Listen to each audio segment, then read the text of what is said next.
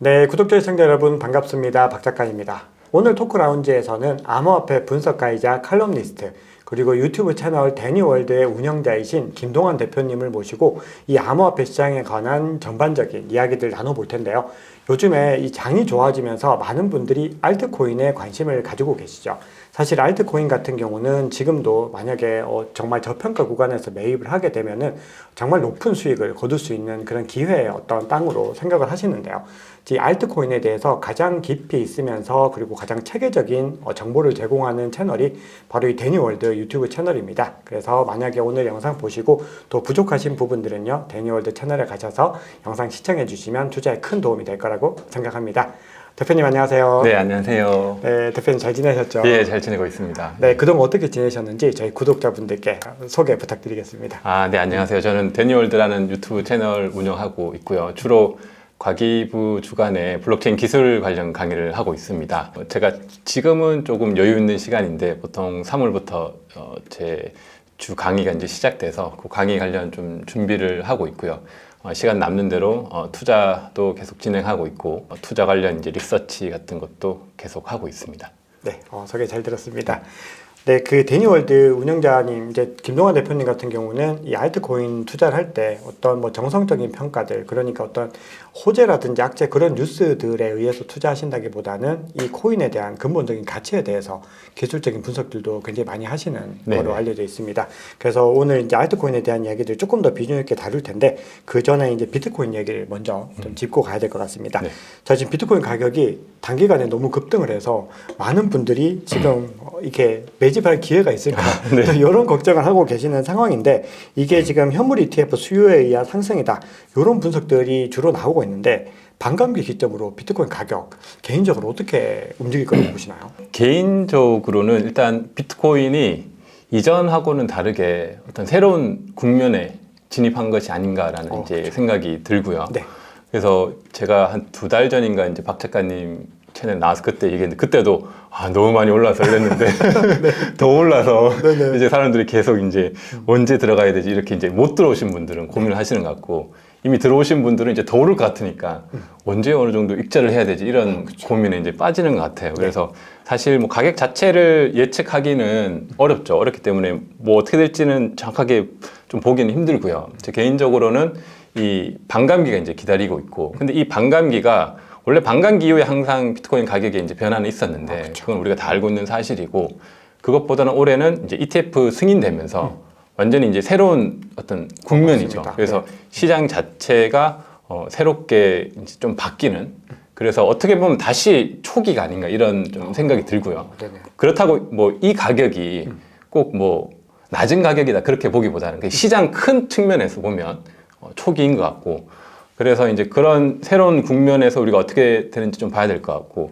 과거와 다르게 이제 비트코인을 기축으로 한 다른 어떤 블록체인 기술이라는 그리고 크립토의 기술도 굉장히 많이 성숙을 했단 말이에요. 그렇죠. 그래서 전반적인 어떤 전통적인 산업하고 이 산업이 어떤 연계될 수 있는 그런 것도 많이 발전했기 때문에 시장 자체가 좀 변했고 과거와는 다른 어떤 시점을 좀 봐야 된다. 그래서 우리가 뭐 반감기 기준으로 가격이 바뀌었다면 그러한 측면보다는 어떤 이 크립토 시장, 비트코인을 기축으로 한 시장 자체가 좀 새롭게 진입되는 그런 관점이 아닌가 이렇게 생각을 해봅니다. 그럼 어떻게 보면은 이제 예전 패턴과는 완전히 동일한 선상에서 놓고 보기에는 이제는 시장의 환경이 너무 많이 변했다라는 말씀이신 그렇죠. 거죠? 그렇죠. 예전에는 저 같은 경우도 예를 들어서 비트코인을 뭐 본다면 뭐 온체인 데이터라든지 거래소 데이터라든지 뭐 몇 가지들을 보면 됐었는데 지금 이제 기관이 들어오면서 ETF가 들어오면서 ETF 쪽은 또 보는 게 또 다르거든요. 그렇죠. 다르죠. 그러니까 그쪽은 안에 뭐 마켓 메이커 팀도 있고 그 안에서 그 팔렸다고 해서 바로 팔리는 것도 아니고 내부적인 복합적인 시장이 있기 때문에 맞습니다. 그것도 같이 지금은 영향이 미비하지만 근데 이게 더 커지면 이 두 가지를 다 같이 봐야 된단 말이에요. 그러니까 좀 더 어려운 시장이 된 거죠. 그런 측면에서 과거는 좀 다르지 않나 이런 좀 생각이 있습니다. 맞습니다. 그 정말 중요한 말씀 주셨는데 이게 사실은 비트코인 같은 경우는 원래 이제 거래에 대한 지표들이 원래 중요한데 네. 사실 온체인 지표도 거래에 대한 지표들인데 그렇죠. 네. 이게 온체인상에서 거래되는 것만 중요한 게 아니라 네. 이제는 OTC 마켓이라든지 네, 그 네. 배후에 이제 어떻게 그 사람들이 그걸 보유하고 있는지에 대한 네, 부분들까지도 다 확인을 해야 되는 부분들이 있는데 네. 그럼 많은 분들이 이렇게 좀 궁금해하십니다. 자 이렇게 계속해서 오르더라도 네. 비트코인 가격이 계속해서 이렇게 수요에 의해서 천정부지로 상승할 수만은 없는 거잖아요. 아 그렇죠. 그러면은 이게 어느 정도 과거처럼 뭐 큰 폭의 조정 가능하다고 보시나요? 큰 폭의 조정 가능성은 있죠. 가능성은 있는데 지금 시점에서는 아직 큰 폭의 조정보다는 뭐 단기적인 조정은 있겠죠. 그쵸. 단기적인 조정은 있는데 과거에는 보통 사이클이 이렇게 올랐다가 떨어지고 그쵸. 올랐다가 떨어졌으면 지금은 그런 흐름보다는 어떤 적정가를 좀 찾아가지 않을까. 그러니까 시장이 새롭게 형성이 됐고 여기서 이제 그 시장이 초기에 지금 가격이 좀 많이 오르긴 했는데 뭐 조정을 받을 수 있겠죠. 받지만 과거처럼 그 막 급락하는 게 아니고 이제 기관도 들어왔고 전체적으로 시장이 바뀌었기 때문에 어느 정도 적정선에서 이 차트가 좀 움직이지 않을까 이런 좀 개인적인 생각이 있습니다. 그렇죠. 아무래도 이 수요에 의한 그런 방어들이 사실은 이 거래라고 하는 것들이 네. 지금 기관들이 이렇게 방어를 한다는 거는 과거처럼 움직이기에는 수요가 그거를 또 놔두지는 않을 것 같다는 생각도 네네. 들고 임의로 어떻게든 뭐 더 떨어뜨릴 수는 있겠지만 과거처럼 그렇게 시장을 막 좌지우지할 정도까지는 네. 지금 최근에만 봐도 가격이 되게 하락을 한번 하더니 하루 만에 V자 만드는 그리는 걸 보면서 네네. 많은 분들이 이게 조금 확실히 좀 바뀐 것 같다라는 인지들은 하게 됐는데 네네. 요거는 저희가 조금 더 이제 지켜보긴 해야 될 것 같습니다. 네, 그렇죠. 시장 네. 자체를.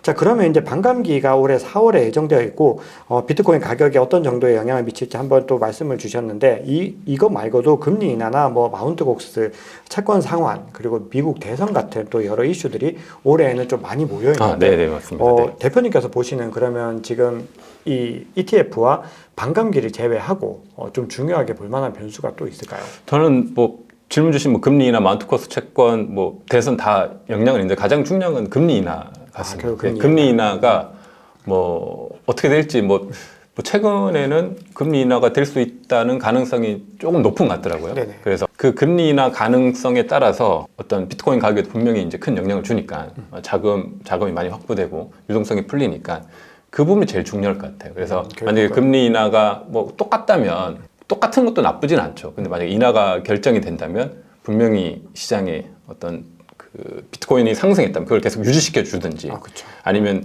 만약에 금리 인하가 그냥 안 되고 지속된다면 뭐 약간의 좀 뭐 조정을 받든지 이런 영향이 분명히 있을 것 같습니다. 어쨌든 이 금리 인하가 만약에 뭐 6월에 한 차례 정도는 하지 않을까 뭐 시장 예상들도 있는데 이 금리가 만약에 진짜 인하가 됐을 때는 이제는 비트코인에게는 호재들이 너무 많이 좀 겹치는 그렇죠. 그런 분위기가 돼서 네. 더 어떤 조정의 틈을 네. 좀 논리적으로는 또 네. 합리적으로는 주기가 좀 힘든 상황이 더 돼가는 것 같습니다. 네, 맞습니다. 자, 그러다 보니까 이제 많은 분들이 여기서 진짜 많은 고민을 하게 됩니다. 이제 네. 비트코인 이렇게 많이 오르니까 당연히 좋은 건데 네. 많은 분들이 이제 적게 담으신 분들이나 조금 안일하게 계셨던 분들이라고 해야 될까요? 네네. 좀 조금 이따 사지 뭐 이랬던 분들은 네. 진작 살 걸 약간 그런 말씀들을 많이 하세요. 네네. 그런데 지금 이제 저도 이제 비트코인 지금 사도 되나요라는 질문을 아주 많이 받았는데 네. 비트코인은 뭐 언제든지 매집해 나가면 되는 자산이다. 저는 개인적으로 그렇게 생각을 하고 있고 앞으로도 그냥 계속해서 모아 나가면 된다라고 생각을 하지만 대부분의 개인 투자자들은 결국 한정된 시드 머니를 아주 효율적으로 활용해야 된다는 또 그런 압박감들이 좀 있는데 그렇죠. 만약에 그런 분들이 효율적으로 포트폴리오를 구성한다고 했을 때 네. 비트코인을 어느 정도까지 모아 나가는 것이 좋다고 생각하시나요? 질문은 되게 좋은데 이게 개인의 상황마다 다 다르니까 그쵸. 굉장히 좀 어려운 답변이긴 한데 비트코인에 대해서 이렇게 생각하면 좋을 것 같아요. 언제까지 사모으면 되냐라는 질문을 했을 때 결국에 내가 이 비트코인을 가지고 있는 어떤 대하는 자세죠. 예를 들어 뭐 우리가 돈이 생기면 일반적으로 돈이 많이 생기면 가장 먼저 하는 게 뭐 집을 사는 거잖아요. 그렇죠. 집을 사는 이유는 내가 거주 목적도 있지만 예를 들어 강남에 집을 산다고 하면 계속 가치가 오를 것이다라는 어떤 믿음이 전제돼 있죠. 그렇죠. 네. 그런 것 때문에 거주 플러스 사는 거고 아니면 뭐 상가를 산다고 하면 그건 이제 어떤 투자를 목적으로 해서 이제 사는 거잖아요. 그러면서 굉장히 이제 안정적인 자산으로 생각하는 거죠. 네. 그래서 보통 안정적인 자산을 생각했을 때 지금 입장에서는 그런 부동산이 있을 거고 지금 많이 좀 뭐 조정을 받고 있지만 지금 그렇지만 그렇긴 하지만 그래도 이제 부동산이라는 분명히 안정적인 그렇죠. 자산이잖아요. 한국인들에게는 가장 네. 어떻게 보면 그것도 있고 아니면 뭐 채권 같은 게 있을 수도 있고 많이 하진 않지만 그래도 어느 돈 있으신 분들은 이제 채권을 많이 투자를 그렇죠. 하죠. 부유하신 분들은. 그래서 채권, 뭐 부동산, 주식은 뭐 안전자산이라기보다는 어느 정도 투자 목적이 이제 있는 거죠. 그렇죠. 그런 의미에서 우리가 이제 분류를 하는데 제가 이제 비트코인을 지금 봤을 때는 대부분의 사람들이 비트코인을 그냥 투자 대상으로 생각하는 것 같아요. 그렇습니다. 맞습니다. 투자 대상으로 지금은 그렇죠. 그래서 이 투자 대상이 되는 이유는 굉장히 큰 변동성 그리고 뭐 수익성 이런 건데 아주 멀리 봤을 때 비트코인을 계속 보유해야 된다는 입장으로 봤을 때 그 입장은 투자 대상이 아니고 어떤 안전자산 입장이거든요. 그렇죠. 그러니까 채권 가치 아니면 뭐 부동산 가치 가지고 있으면 결국엔 계속 뭐 오르거나 아니면 유지할 수 있는 네. 굉장히 안정적인 거잖아요. 잃지 않는. 비트코인도 결국에 그 시스템이나 전체 논리나 이걸 다 이해하면 이게 안정자산이라는 걸 알거든요. 네. 근데 문제는 지금은 아니라는 거죠. 그렇죠. 그래서 지금은 아니다. 그러면 내가 이 비트코인을 투자할 때 일단 먼저는 내가 비트코인이 장기적으로 봤을 때 장기적이라는 말은 10년, 20년, 30년 뒤를 이야기하는 거예요. 그런 장기적인 입장에서는 비트코인은 굉장히 안전자산이에요. 네. 사라지지 않고 계속 가치가 이제 우상향할 수밖에 없는 그렇죠. 그런 자산이기 때문에 그런 관점에서 내가 비트코인을 얼마나 가지고 있을 건지 그건 자기 자산을 다 봐야겠죠. 내가 뭐 채권 얼만큼, 부동산 얼만큼 그리고 이거 비트코인을 안전자산으로 얼만큼 보유하는 비율을 좀 정하시면 좋을 것 같고 그 비율만큼 비트코인을 계속 모아 가시고 그렇죠. 나머지는 그 비트코인이 이제 안정자산이 될 쯤에는 제 생각에는 지금처럼 이렇게 변동성이 없을 거예요. 어느 정도 이제 가격을 그렇죠. 안정화될 거란 말이에요. 고점에서 아주. 뭐 부동산도 뭐 변동이 크지만 그래도 주식에 비해서는 좀 변동성이 적잖아요. 네. 채권은 더 적고 뭐 그러면 아마 채권하고 부동산하고 한 중간 정도 아니면 부동산보다 조금 리스크가 있는 자산이 되지 않을까 저는 생각을 해보는데 그런 측면에서 봤을 때 그 정도 가격이 됐을 때 가지고 있는 내 비트코인 보유량 계속 가지고 있는 거죠. 그리고 또 하나는 이제 수익을 위한 지금 이 변동하는 장에서 그런 두 가지 관점으로 좀 투자를 하면 좋을 것 같고 비트코인 같은 게 제일 좋은 점은 뭐 부동산 뭐 이런 거에 비해서 어쨌거나 이건 언제든지 바로 즉각적으로 매도를 할 수 있거든요. 환급성이 좋다. 네, 환급성이 좋은 거죠. 굉장히 훌륭한 거예요. 부동산은 내가 100억짜리 건물을 가지고 있어도 사실 언제 팔지 모르죠. 언제 팔기도 힘들고 그 매도자를 찾아야 되는데 금액이 크면 클수록 더 어렵단 말이에요. 그래서 그런 여러 가지 좀 복합적인 요인이 있기 때문에 그런 걸 고려했을 때 채권보다는 수익성이 좀 높지만 언제든지 이제 환매할 수 있는, 팔 수 있는 그러한 자산으로 좀 괜찮다. 그래서 그런 포트폴리오를 좀 구성하시면 좋을 것 같아요.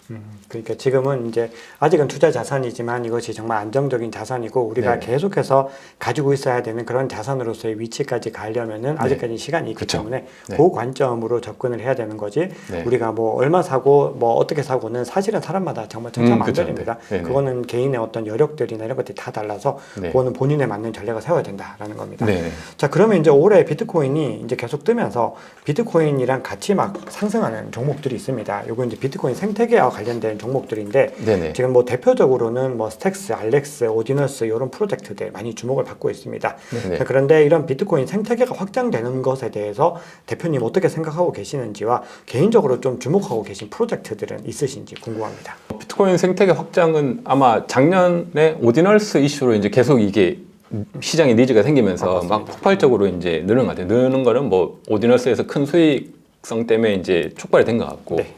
저는 개인적으로 이제 스택스를 가장 오래 전부터 알고는 있었고요. 네. 뭐 그렇다고 그때 알고는 있었는데 투자는 하지 못했어요. 스택스가 오래 전부터 개발했고 이게 필요하다는 건 알았는데 네. 뭐 그렇게 쭉 있었고 지금도 그래서 스택스는 이제 좋게 보고요. 좋게 보는 이유는 그 비트코인에서 사실 어떠한 기술을 비트코인과 연계돼서 개발하는 게 굉장히 좀 어려워요. 그쵸. 난이도가 있습니다. 그래서 예를 들어 제가 개발자라면 이더리움 기반의 어떤 거를 한다면 뭐 한 중급 정도가 필요하다면 비트코인에서 그게 제대로 정확하게 비트코인 방식으로 개발하려면 상급 이상이 돼야 되거든요. 그 말은 이제 스택스의 개발진들이 굉장히 훌륭하다는 거죠.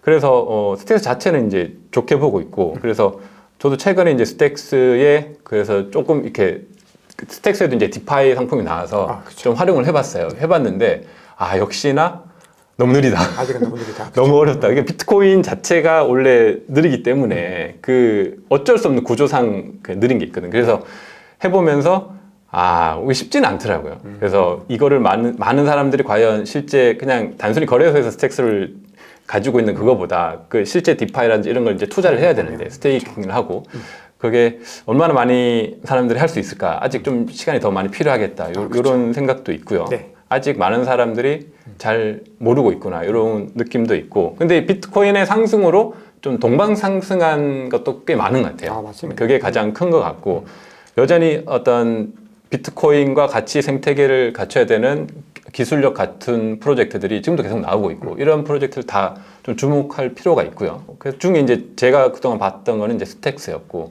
그래서 근데 실제 해보니까 여전히 다른 이더리움 기반의 디파이보다는 좀 어렵다. 좀 더 느리고 정보도 많이 없고 그래서 일반인이 투자하기에는 조금 어려울 수도 있겠다 이런 생각이 좀 듭니다. 그러니까 이 스택스가 사실은 이제 말씀 주신 대로 비트코인의 어떤 호재를 같이 좀 가져간 부분들이 있고 네. 스택스가 이번에 이제 나카모토 릴리즈를 통해서 이제 네. 그걸 문제를 좀 해결하겠다라고 좀 나선 건데 이제 확장성을 높여주겠다고 하는데 사실 지금 TVL 양이라든지 그런 여러 가지 측면에서 봤을 때는 스택스가 사실 이더리움 롤업보다는 고평가가 되어 있다는 거니까 그러니까 그만큼의 어떤 아직까지 자본이 예치되지 않은 상태에서 많은 인기를 얻었는데 그래서 이게 이제 향후의 방향성에 대해서는 좀 약간 의구심을 가진 분들도 계시는데 그럼에도 저도 스택스가 앞으로 해야 될 일들과 그리고 방향성들은 굉장히 좀 좋다고 생각을 하고 있어서 저도 개인적으로는 좀 많이 지켜보고 있습니다. 지금 좀 가지고 있기도 하지만 그래서 어쨌든 대표님께서도 스택스에 대해서 이제 어쨌든 전체적인 방향성은 좀 긍정적으로 보고 계신다 생각하겠습니다. 자 그러면 이제 알트코인에 대해서 조금 더 이제 이야기를 이제 이어가 볼 텐데 대표님의 그 영상 중에서 아주 흥미로운 제목의 영상을 봤습니다. 사토시 나카모토가 알트코인을 인정한 이유라는 영상을 봤는데 그 이유가 무엇일까요? 사실 그 비트코인에 대해서 이야기하면 그 크게 이제 비트코인 투자하는 사람 중에 이제 비트 맥시멀리스트라고 하죠. 비트코인만 유일하고 다른 모든 것들은 심한 말로 쓰레기다 뭐 이런 스캠이다. 코인이 아니다. 이렇게 이제 주장하는데 저는 이제 비트 맥시멀리스트를 개인적으로 존중합니다. 왜 그러냐면 비트 맥시멀리스트는 제가 볼 때는 저는 비트 맥시멀리스트는 아니고 비트 맥시멀리스트는 비트코인을 어떤 지키는 어떻게 보면 어떤 독립투사 같은 느낌 들거든요. 독립군 같은. 비트코인을 끝까지 지키는. 예를 들어 비트코인이 거의 뭐 100원까지 떨어져도 이분들은 비트코인을 절대 안 팔 겁니다. 그러니까 그런 분들이거든요. 그러니까 굉장히 비트코인에 대한 어떻게 보면 애정이 제일 좋은 사람들이죠. 그래서 그런 분들의 의견은 이제 제 개인적으로 존중하고 그래서 이 얘기를 하면 그분들이 아마 여기 악플을 달 수도 있습니다. 그래서 그래도 이제 이유를 이야기해야 되니까. 그 이유는 뭐냐면 사토시 나카모토가 실제 이제 초반에 이제 활동을 많이 했었어요. 그러니까 온라인에서 활동했었는데 그때 이제 비트코인 초창기 때 비트코인에 좀 결함도 있어가지고 뭐 문제도 생기고 막 그랬거든요. 이제 비트코인을 막 수정해 나오고 있을 때 그리고 사람들도 전문가들 모였지만 이게 처음 보는 거니까 이 운영 원리라든지 이런 걸 다 모르는 거예요. 뭐 질문도 해보고 뭐 이런 거 제안을 해보고 그러다가 어떤 제안이 있었냐면 그러니까 비트코인 자체가 이제 탈중앙화된 어떤 시스템이니까 그럼 여기에 이제 채굴자들이 채굴을 하고 있었거든요. 채굴을 하고 있었는데 그 시점에서 그러면 이 채굴 시스템이 비트코인만 채굴하지 말고 또 하나 이제 그 도메인 이슈가 있었습니다. 예를 들어서 이제 우리가 뭐 네이버닷컴 뭐 다음.net 이런 것들이 도메인 딱 하나잖아요. 그게 도메인 관리하는 기관이 있거든요. 그 기관에 의해서 운영되기 때문에 중앙화된 방식이에요. 그래서 그럼 우리가 이 도메인을 중앙화된 방식이 아니고 비트코인의 원리를 따라서 탈중앙화된 방식으로 도메인을 한번 관리해보자. 이런 아이디어가 생겼고 그래서 그럼 비트코인을 가지고 그 채굴을 하는데 어떤 도메인이라는 어떤 독특한 그 새로운 코인을 만들어서 비트코인 채굴자들이 비트코인도 채굴하면서 그 도메인 관련 채굴을 하면서 여기에 뭐 비트, 뭐 DNS 뭐 이렇게 해서 탈중앙화된 어떤 비트코인의 도메인인 거죠. 그렇게 해서 이것을 가진 사람들한테 어떤 코인도 주고 그리고 비트코인의 채굴 파워도 같이 활용하고 이런 제안을 누가 했어요. 그랬더니 사토시 나카모토가 그거 되게 좋은 제안이다. 그럼 우리가 그 비트코인 코어에도 그걸 좀 한번 적용해서 프로토콜 좀 바꿔보겠다. 뭐 이렇게까지 이제 진행이 됐어요. 진행이 돼서 막 얘기하다가 결국에 이제 최종 이제 실행까지는 안 됐는데 그 아이디어 단계니까 뭐 이런 거 저런 거 했을 때 그래서 이제 그런 아이디어들이 다 그 온라인에 남아 있습니다. 그래서 그걸 봤을 때 사토시 나카모토가 그때 이제 아이디어 상으로 이제 인정한 거는 그 다른 체인 그러니까 비트코인이 아닌 다른 체인이었거든요. 다른 체인에 대해서 인정을 한 거라고 볼 수 있죠. 아, 그렇죠. 그리고 다른 체인에서 코인을 또 발행하는 거, 거기서 인센티브를 부여하는 거, 그것까지도 이제 사토시는 그 좋은 의견이다 이렇게 이야기를 했단 말이에요. 그래서 그런 의견을 가지고 우리가 봤을 때 사실 그 비트 맥시멀리스트들은 사토시 나카모토를 제일 이제 그 가장 어떤 우리의 이제 그 어떤 종교적인 이제 가장 큰 지도자니까 네. 그렇게 이제 추앙을 하니까. 그러면 그분이 한 이야기가 이제 근거가 있다는 거죠. 근데 그분이 지금 없으니까 지금의 입장은 들을 수 없죠. 그래서 그렇죠. 그런 이제 초창기 때 이제 논의 때 충분히 그런 이야기가 있었고 아이디어가 있었기 때문에 그 아이디어를 근거로 해서 사토시 나카모토도 그 알트코인들에 대해서 굉장히 이제 긍정적인 입장을 가지고 있다라고 제가 그때 영상을 그렇게 한번 찍었었죠. 네. 되게 흥미로운 말씀이세요. 네. 진짜로 사토시 나카모토가 좀 더 뭔가 좀 개방적으로 뭔가 여러 가지 시도들에 대해서 많이 좀 열려 있었던 분이다라는 생각을 네, 굉장히 하게 열려 됩니다. 있습니다. 네. 그래서 그 근거 중에 또 하나는 사실 비트코인 자체가 이제 오픈 소스란 말이에요. 네. 오픈 소스라는 의미는 개발자들이 이걸 가지고 자유롭게 얼마든지. 변경하고 또 한다는 그 의지가 있는 거거든요. 네. 모든 오픈 소스의 개발자들 낸다는 것은 그걸 기반으로 해서 더 발전시켜라 이런 의미가 있는 그렇죠. 거거든요. 그래서 그 의미도 사실 사토시 나카모토가 다른 어떤 알트코인을 인정한다는 의미죠. 오픈 소스로 낸다는 것을 그렇죠. 그런 발전시켜서 방향성은 네, 그렇죠. 같이 좀 발전시켜 보자.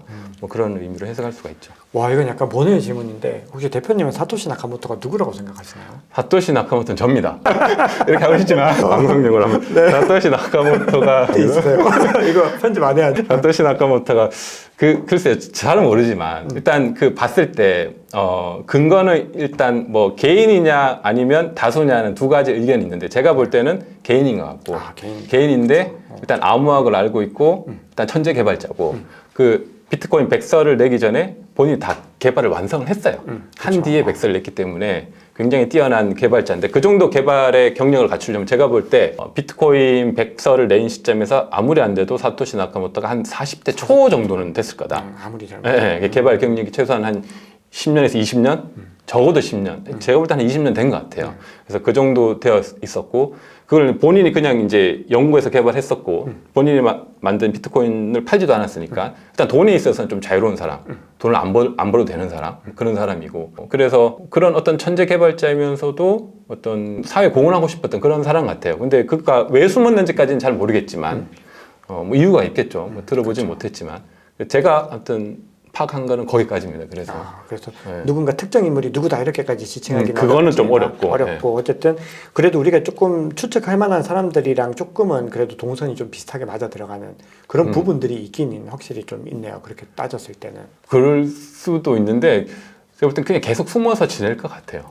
아마 안 드러낼 것 같기도 하고 굳이 그럴 필요가 있을까 이런 좀 근데 왜 이렇게 숨어 들어가는지 저도 되게 궁금하긴 합니다. 그래서 그런 컨텐츠만 찍어도 사실 괜찮을 것 같다는 생각을 했었는데 되게 흥미로운 미스터리 찾듯이 쉽지는 않으니까.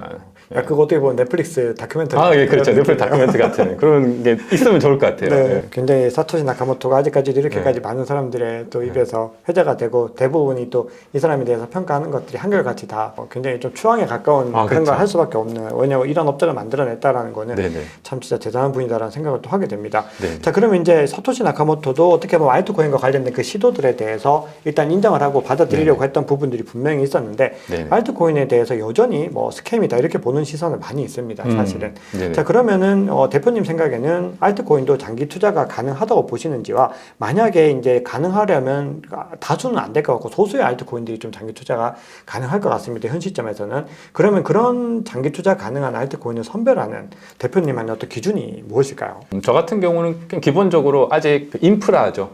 지금 이 블록체인 쪽 아직 플랫폼이 없단 말이에요. 비트코인은 그냥 비트코인으로 존재하는 거고 다양한 것들을 하기 위해서는 그 플랫폼이 있어야 되는데 지금 이제 이더리움이 가장 상위에 있죠. 상위에 있지만 이더리움이 또 해결할 수 없는 문제들도 있단 말이에요. 그래서 그런 것들을 실제 이 인프라들이 뭐 기술적으로도 그렇고 실제 사용성으로도 그렇고 그리고 뭐 대중성 이 모든 것들을 갖추는 그런 인프라가 이제 전 나와야 된다고 생각하고 그런 거 위주로 이제 저는 알트코인들을 보고 있고요. 그래서 그런 인프라들이 다 살아남지는 않겠죠.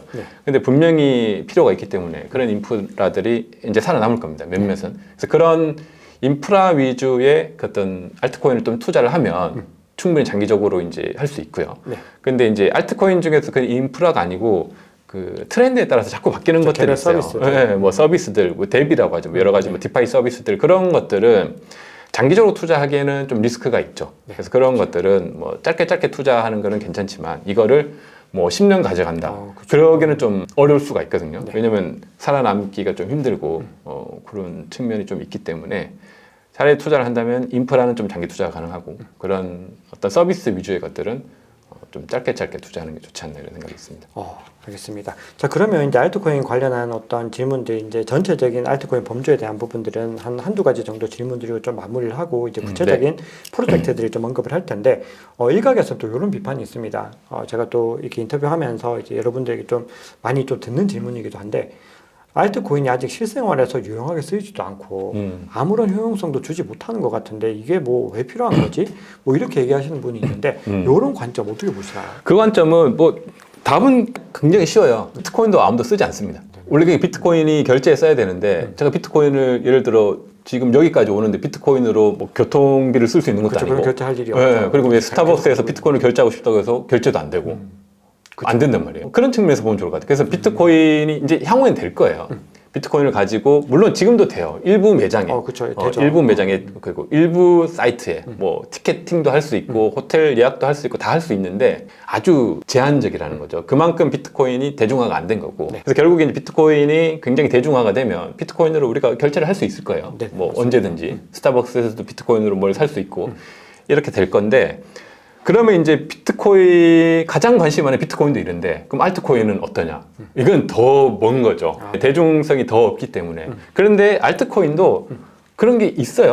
알트코인 찾아보면 뭐 커피숍에서 결제할 수 있는 알트코인도 있고 굉장히 더 적은 거죠. 그래서 실생활에서 쓰이고 있어요. 그래서 알트코인으로도 비행기 티켓도 할 수 있고 호텔도 예약할 수 있고 그걸 하려면 굉장히 열심히 찾아서 어려운 방법을 배워서 해야 되는데 그게 이제 대중화가 돼야 되니까 거기까지 좀 시간이 걸리는 거죠. 그래서 좀 시간이 필요한 거고 그런 측면에서 실생활과 유용하게 쓰이는 부분을 좀 고민하면 좋을 것 같고 이건 좀 약간 번외인데 제가 아는 뭐 지인 중에 이제 크립토를 진짜 찐으로 투자하는 젊은 분들 그래서 돈을 많이 좀 벌었던 분 이런 분들은 어떤 식으로까지 이걸 활용하냐면 크립토를 예를 들어 이더리움이 있어요.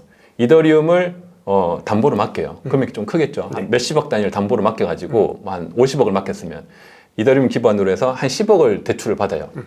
그래서 대출 받은 거를 가지고 현금화 해가지고 부동산을 사더라고요. 그러니까 크립토를 담보로 맡겨가지고 대출을 해서 현금으로 가지고 부동산을 사고. 그래서 왜냐하면 그냥 대출 받기엔 좀 아까운 거죠. 투자도 하고 싶고 리스크가 굉장히 큰데 엄청 큰데 엄청 큰데 그렇게 해서 하는 분들이 있더라고요. 보통 집을 산다고 하면 은행에서 대출 받아서 사잖아요. 그렇죠. 그렇게 안 하고 크립토를 담보로 대출 받아 부동산을 사더라고요.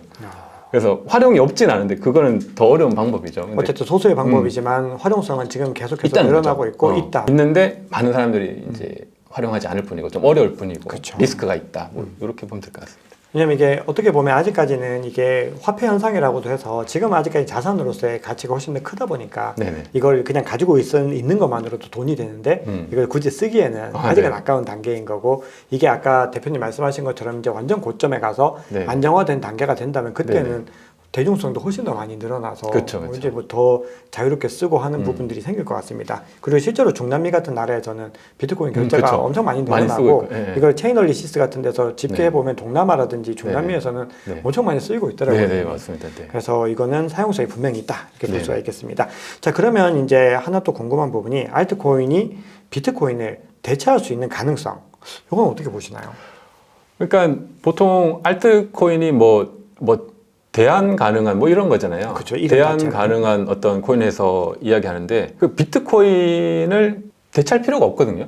그렇죠. 관점이 그러니까 비트코인은 비트코인이에요. 대체할 필요 없어요. 네, 비트코인 대체할 필요가 없고 근데 이제 비트코인은 어떤 화폐고 어떤 자산이고 크립토 자산의 어떤 기축 같은 역할을 하는 거고 근데 비트코인으로 할 수 없는 것들이 있죠. 뭐 디파이 서비스라든지 뭐 이더리움에서 만든 스마트 컨트랙트라든지 이런 것들이 좀 어렵단 말이에요. 그래서 그거는 이거를 대체한다기보다 새로운 어떤 개념인 거고 그래서 새로운 개념으로 이게 실제 우리가 필요한가?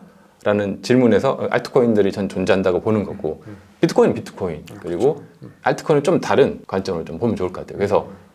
그래서 결국에 저는 개인적으로 계속 비트코인은 계속 1위를 할 것 같아요. 앞으로도. 그래서 가장 안전된 자산이고 나머지 것들은 이제 여기서 이제 필요성에 따라서 실제 여러 가지 것들이 있겠죠. 알겠습니다. 자, 그럼 우리 이제 알트코인 구체적인 종목들 한번 이야기 나눠보겠습니다. 자, 이제 우리 앞서 이더리움 말씀 주셨었는데, 이더리움이 현물 ETF, 이제 비트코인 현물 ETF가 승인된 이후에 이더리움에 먼저 갔다가 조금 더딘 모습을 보이다가 지금 덴쿤 업그레이드를 이제 좀 기점으로 해서 움직이는 모습들을 보이는데, 이게 3월 13일에 이제 예정이 일단 계획이 되어 있는데, 이게 이제 덴쿤 업그레이드가 이더리움 가격에 좀 어떤 영향을 미칠 거라고 보시나요?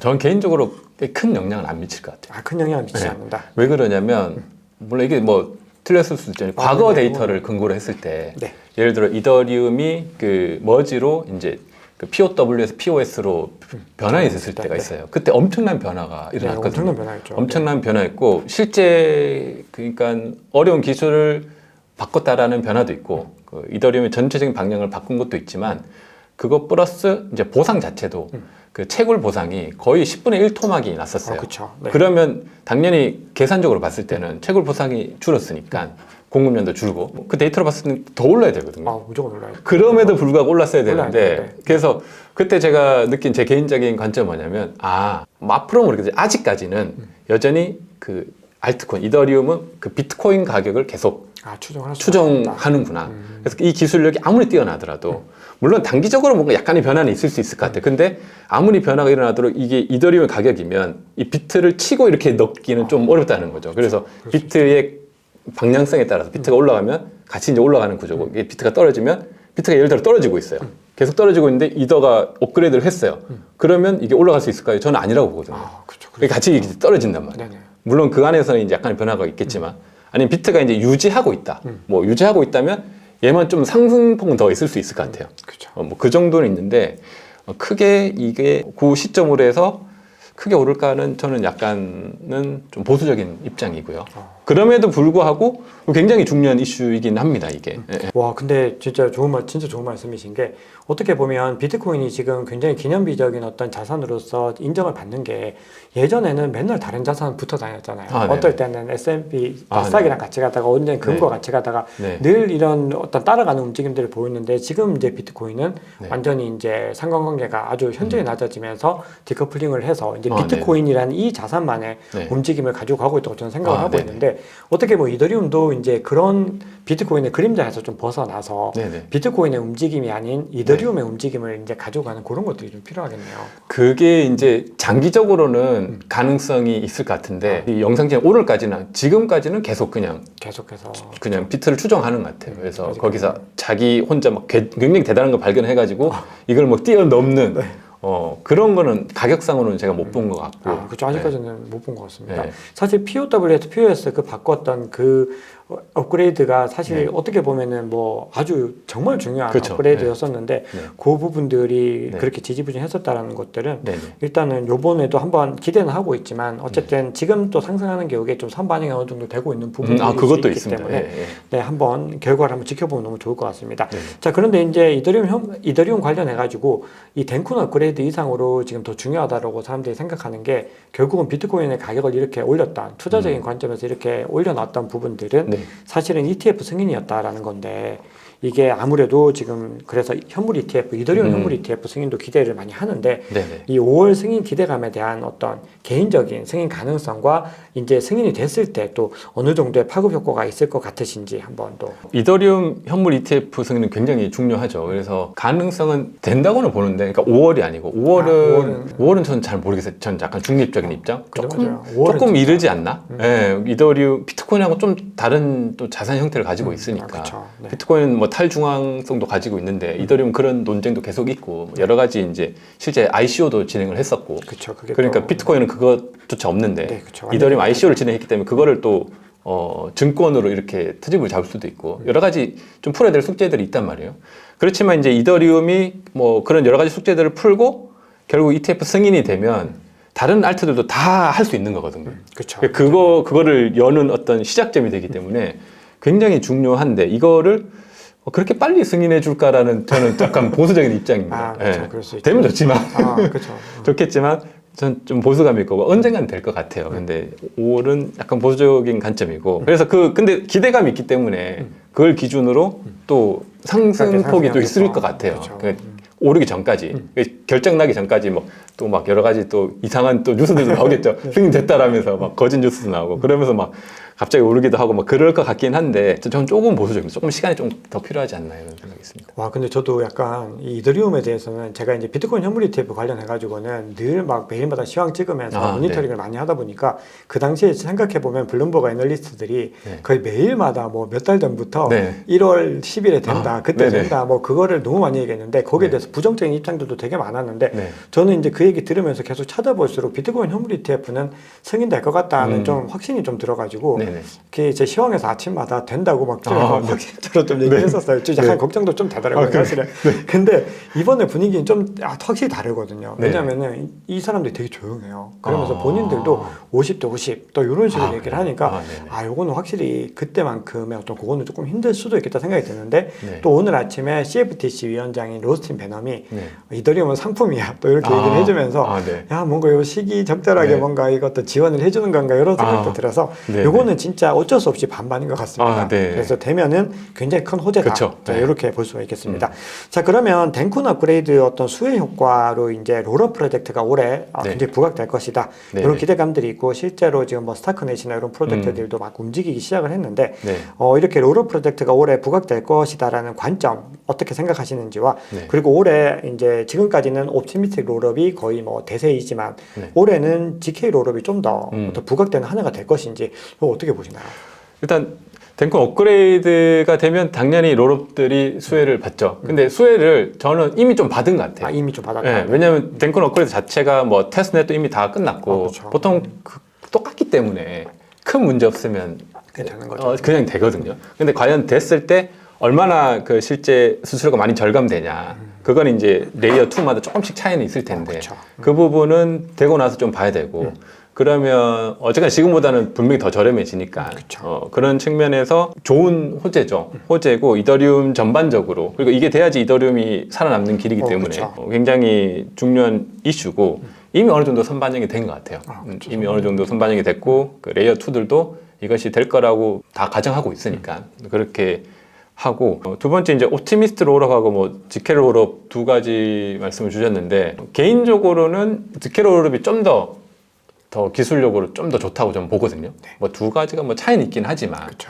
근데 지금은 대부분 먼저 시작한 레이어 2들은 이제 옵티미스틱 롤업 쪽이니까 거기에 이제 볼륨이 많고 이미 많이 들어와 있고 그렇죠. 이미 많죠. 이런 시장에서 이미 선반영돼서 어느 정도 인기 있는 것보다는 보통 이 시장을 보면 아직 조금 이제 막 시작하려는데 괜찮은 그런 것들이 좀 부각을 받거든요. 그렇죠. 그런 측면에서 스케롤업이 좀 괜찮을 것 같아요. 아직 가격적인 측면, 가격적인 측면이라든지 그 레이어 2에도 순위를 보면 거의 이제 후순위 있단 말이에요. 6위부터 그리고 보통 그러니까 이 레이어 2들도 뭐 에어드랍도 많이 줬는데 그게 에어드랍을 안 준 애들도 뒤쪽이고 그러니까 지금부터 좀 더 이제 막 각광을 받겠죠. 뭐 그런 이슈들이 있을 것 같습니다. 맞습니다. 사실 저도 대표님 말씀 좀 동의를 할 수밖에 없는 게 저도 이제 롤업 관련해 가지고 올해 이제 많은 얘기들을 좀 이제 스터디에서도 하면서 지금 보면은 아비트럼이나 옵티미즘이 그럼에도 굉장히 TVL 대비로는 시가총액이 많이 저평가가 되어 있더라고요. 그래서 이 프로젝트들도 이제 앞으로 가야 될 길들은 굉장히 좀 많이 있다고 생각을 합니다. 그래서 아직까지 뭔가 되게 폭발적인 활약을 아직 보여주지 않아서 이번 시즌에 뭔가 부각이 될 것이다라고 생각을 하는데 그럼에도 불구하고 이번에 스타크넷도 이제 상장을 하고 여러 가지 정황들을 보면서 그리고 옵티미즘 움직임들도 좀 보니까 GK 롤업 쪽으로 약간 시장의 기대감들은 좀 더 있는 것 같다는 느낌이 좀 들더라고요. 그래서 여기서 선택이 조금 더 안정적으로 갈 것이냐 조금 더 그렇게 갈 것이냐 이렇게 구분을 하는 것도 괜찮겠다 생각이 드는데 대표님 생각은 어떠신가요? 기술력은 제가 알기로 지케롤업이 조금 더 좋다기보다는 좀 더 난이도가 있거든요. 난이도가 있고 조금 더 어렵고 조금 더 보안성으로 좋고 뭐 이런 거고 옵티미스틱은 조금 더 쉽지만 조금 더 이제 편리하고 범용적이고 뭐 이런 두 개의 차이가 있으니까 아무래도 좀 어려운 기술인데 아직까지 큰 부각을 안 받았으면 이것도 괜찮지 않나. 투자자 입장에서. 이건 투자 관점입니다. 네, 투자 관점이죠. 투자 관점에서 아직 사람들이 많이 투자하지 않은 것에 일찍 들어가서 투자해서 어느 정도 알려지면 이제 수익을 실현하는 게 중요하니까 엑시트한다. 네, 그런 측면에서 좋은 것 같습니다. 맞습니다. 사실 알트코인 투자는 원래 그게 어떻게 보면 좀 정석에 가까운 게 가장 저평가됐을 때 사서 네, 그쵸. 사람들이 모여올 때는 팔고 나가야 되는 그쵸. 건데 네. 많은 분들이 반대로 저평가에서 안 사고 계시다가 오르면 네네. 그때 올라타서 이제 네네. 거기서 피해를 보는 그런 것들이 많은데 그쵸. 그래서 우리가 어떤 거를 또 더 주목해야 되는지 좀 많이 알게 되는 것 같습니다. 자, 그러면 지금 여러 프로젝트들이 굉장히 많이 있는데 네. 이건 뭐 특정 프로젝트를 좀 말씀드리기 조금 부담스러우실 수 있는데 그래도 네. 롤업이라는 건 그래도 좀 어떤 그런 굉장히 위험도 대비 그러니까 뭔가 좀 부각될 수 있는 여지들이 있으니까 네. 개인적으로 좀 기대하시는 롤업 어떤 것들이 있을까요? 저는 아까도 말씀드렸듯이 롤업 중에 이제 ZK 롤업 중에서 ZK 싱크 쪽, ZK 싱크. 네, ZK 싱크 쪽이 아직 뭐 괜찮지 않나. 아직 에어드랍도 진행이 안 됐고. 그렇죠. 근데 이미 많이 작업을 하고 계셨는데 ZK 롤업 중에 제일 이때 선두 주자니까 앞으로 좀 괜찮을 것 같고 당분간은. 네. 그 다음에 이제 베이스도 좀 괜찮게 봅니다. 베이스. 베이스는 코인베이스라는 굉장히 그렇죠. 예, 네. 미국 위주의 거래소고 안정화돼 있고 뭐 ETF라든지 이더리움 ETF도 마찬가지 만약에 승인되면 결국 다 코인베이스 쪽으로 그쵸. 다 하게 되니까 맞습니다. 그렇게 했을 때 당장은 그냥 비트코인하고 이더리움을 그냥 이제 투자하는 거지만 향후 이제 발전했을 때 결국에 나아가는 방향은 디파이라든지 그런 것들 또 할 거란 말이에요. 그쵸. 그럼 결국에 레이어 1이고 레이어 2를 선택해야 되는데 그러면 코인베이스의 베이스 쪽도 많이 이제 선택하겠죠. 할 수밖에 없는 거죠. 그쵸. 기관 구조 이런 자체가. 쪽으로. 네. 그래서 그런 측면에서 이게 어떤 기관 위주의 투자자들을 대상으로 했을 때는 코인베이스의 베이스가 좀 괜찮은 것 같고 과거로 치면 이제 바이낸스의 BNB 같은 약간 그런 개념이 그쵸. 코인베이스의 베이스다. 베이스가 아닐까. 그런 것 치고는 아직 많은 이제 이슈는 없고 이게 준비를 하고 있는 것 같아요. 나름 그렇게 두 가지를 조금 개인적으로 보고 있습니다. 네, 대표님께서는 지금 그래도 이제 GK 롤업에서는 가장 지금 영향력이 높은 GK 싱크랑 네. 그리고 베이스를 꼽아주셨는데 네. 베이스 같은 경우는 이번에 메사리 리포트에서도 네. 그냥 같은 롤업에 안 넣어놓고 별도의 아이템으로 따로 좀 뽑아놨더라고요. 네네. 그만큼 좀 관심을 좀 확실히 베이스가 받고 있다라는 거를 많이 좀 느꼈습니다. 네네. 자, 그러면 이제 롤업 마무리를 하고 이번에는 솔라나 얘기 잠깐 드려볼 텐데요. 네네. 지금 솔라나가 작년에 큰 상승세를 보여줬고 올해 같은 경우도 뭐 에어드랍 이벤트와 여러 가지 어떤 디파이라든지 디핀 여러 가지 어떤 이슈들에서 솔라나가 많이 부각이 되고 있습니다. 네네. 자, 그래서 이제 올해도 많이들 이제 좀 기대를 하시는데 올해 솔라나 전망 어떻게 보시나요? 그러니까 솔라나는 보니까 전통적인 좀 크립토 프로젝트들은 좀 다른 느낌이 있어요. 보통 전통적인 크립토 프로젝트들은 뭐 가장 대표적인 이더리움이겠죠. 네. 보통 그러니까 기술 기반의 개발자 중심의 문화에서 이렇게 생성된 거거든요. 네. 그래서 이분들의 특징은 뭐냐면 뭐 마케팅이라든지 홍보라든지 어떤 뭐 특히 자본주의 이쪽하고 별로 이렇게 그렇죠, 덜 친하죠. 덜 친해요. 관심이 별로 없어요. 우리는 그냥 기술만 한다고 약간 이런 컨셉을 약간 외골수 느낌이 외골수 있어요. 느낌이 있어요. 그렇게 대부분 그 레이어 1 프로젝트도 대부분 그런데 대표적으로 카르다노 같은 뭐 카르다노가 제일 심하거든요. 그런데 이제 솔라나는 그게 아니고 이제 좀 자본이 투입돼가지고 미국의 뭐 실리콘밸리 중심의 그 자본 중심의 문화가 있기 때문에 어떤 시장의 트렌드, 그 투자 트렌드에 굉장히 발빠르게 이제 그렇죠, 대응하고. 대응하고 움직이고 시장에 맞게 막 프로젝트 빨리 만들어내고 그러니까 기술의 완성도보다는 시장에 빨리 뭘 던져서 뭔가 이렇게 하는 같이 뭐 하는 그거에 이제 그런 특징이 좀 있는 것 같아요. 제가 보니까 그런 측면에서 불장에서는 솔라나가 굉장히 인기가 많죠. 그렇죠. 불장에서는 그런 것들이 어떤 뭐 기술력이라든지 뭐 이런 걸 우리가 크게 안 본단 말이에요. 그 수익이 얼마나 되는지 이런 걸 보기 때문에 솔라나가 계속 핫할 것 같고 솔라나 기반의 뭐 민코인들 플러스 그 안에서 이제 다양한 프로젝트들이 굉장히 빠르게 런칭이 될 거거든요. 그렇죠. 그러면서 완성도도 꽤 높을 거고 그래서 또 많은 팀들이 또 솔라나에서 하고 싶어 할 거고 그렇죠. 그런 것들이 많이 있을 것 같습니다. 그러니까 아무래도 이번 불장까지는 그러니까 이게 장기적으로 이더리움처럼 뭐 장기간 동안 계속해서 이걸 지속할 수 있는 지속력에 대한 거는 사실은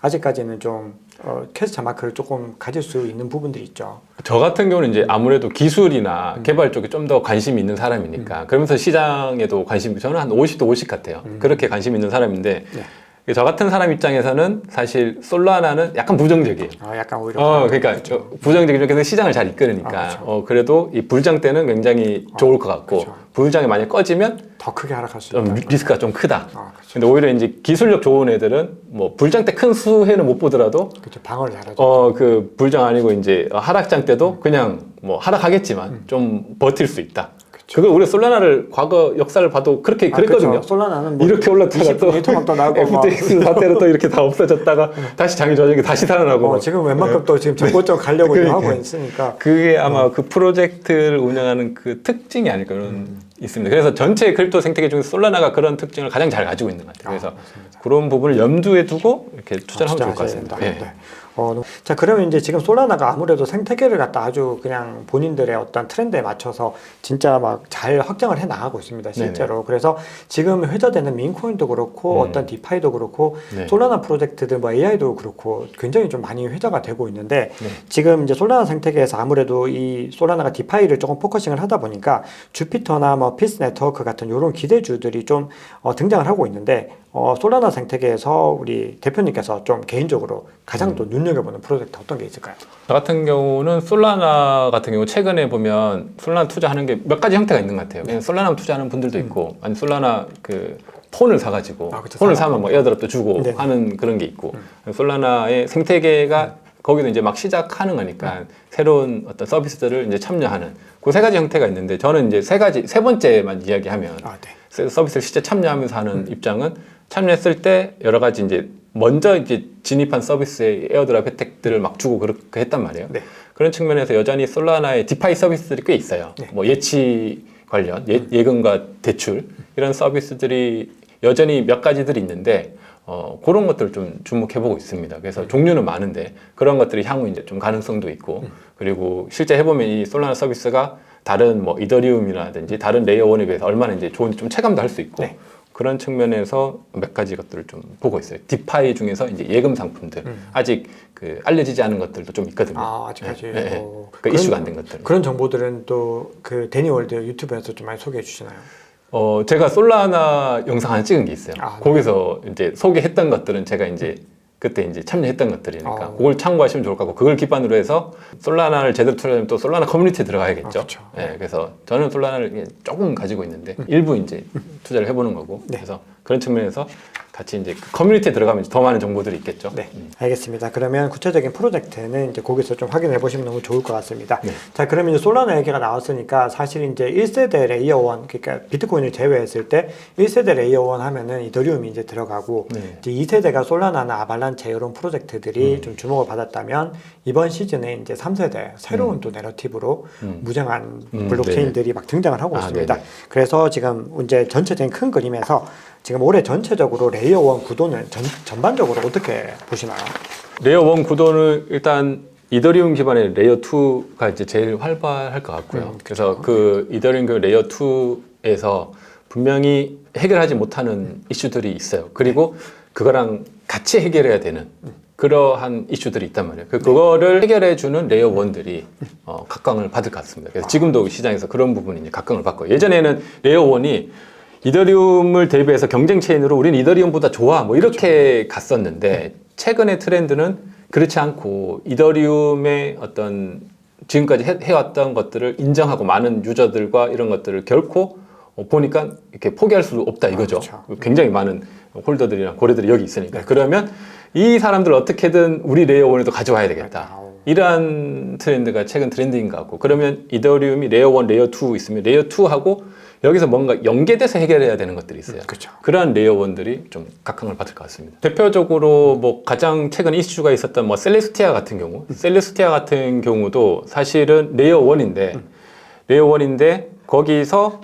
그 해결하고자 했던 게 원래는 레이어 1들이 자기들끼리만 했었는데 셀레스티아 같은 경우는 이더리움에서 레이어 2들이 이더리움의 보안성을 활용해서 뭔가 이제 활용을 하는 거죠. 근데 또 하나 더 해결해야 되는 게 블록체인에서 데이터를 다양하게 저장하고 활용하려면 비용이 많이 들어요. 근데 그거를 이더리움에 하기에는 굉장히 비용이 많이 드는 거죠. 보통 그래서 레이어 2에서 합의 알고리즘이라고 하는 부분은 그 보안성은 이더리움을 활용하는데 그거 말고 어떤 데이터, 뭐 큰 데이터라든지 NFT 데이터라든지 이런 것들을 어떻게 활용하는 부분은 이더리움에 이렇게 하기가 좀 어렵단 말이죠. 그렇죠. 근데 자기 체인에서 하기에는 좀 보안성이 떨어지고 그래서 그런 부분을 셀레스티아가 좀 해결을 해줬단 말이에요. 그래서 이제 레이어 2들이 이더리움을 보안으로 활용하지만 데이터는 셀레스티아를 이렇게 활용할 수 있는 거예요. 그럼 셀레스티아는 레이어 1인데 이더리움의 이 많은 레이어 2들을 다 가져올 수도 있는 거죠. 아. 물론 그 전략이지만 다 가져오진 않겠지만. 그렇죠. 그거는 어떻게 이 중에 레이어 2들이 그러면 내가 보니까 보안은 이더리움을 선택하고 데이터는 셀레스티아를 해야겠다. 이렇게 해서 약간 그 레이어 1들이 이더리움하고 같이 좀 공존하는 이런 그림들을 가져가고 있는 것 같습니다. 와, 제가 바로 또 드리려고 했던 게 네. 셀레스티아에 대한 질문을 아, 드리려고 했었는데 네네. 그러면 이제 셀레스티아에 대해서 조금만 더 이제 한번 그러면 여쭤보면 좋을 것 같은데 네네. 이제 아무래도 셀레스티아가 최초의 본인들의 이제 입장에서는 최초의 모듈러 블록체인이다. 아, 네네. 이렇게 주장을 하면서 이제 네. 어떤 최초라는 타이틀을 달고 되게 많이 부각을 받고 있습니다. 네네. 그래서 이들이 얘기하는 이 최초의 이 모듈러 블록체인이라는 게 어떤 개념인지와 더불어서 이제 앞서 셀레스티아가 어떤 역할을 하는지 간단히 말씀 주셨는데 셀레스티아 올해 전망은 올해뿐만 아니라 향후 전망 어떻게 보시나요?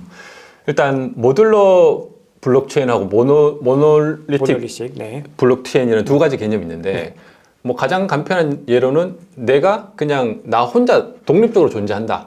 그게 이제 모놀리틱 블록체인이죠. 이 비트코인 같은 경우 이제 네네. 뭐 모놀리틱이고 이더리움도 사실 원래 모놀리틱이었는데 지금도 모놀리틱이지만 모놀리틱하고 모듈러가 약간 섞여 있는 개념.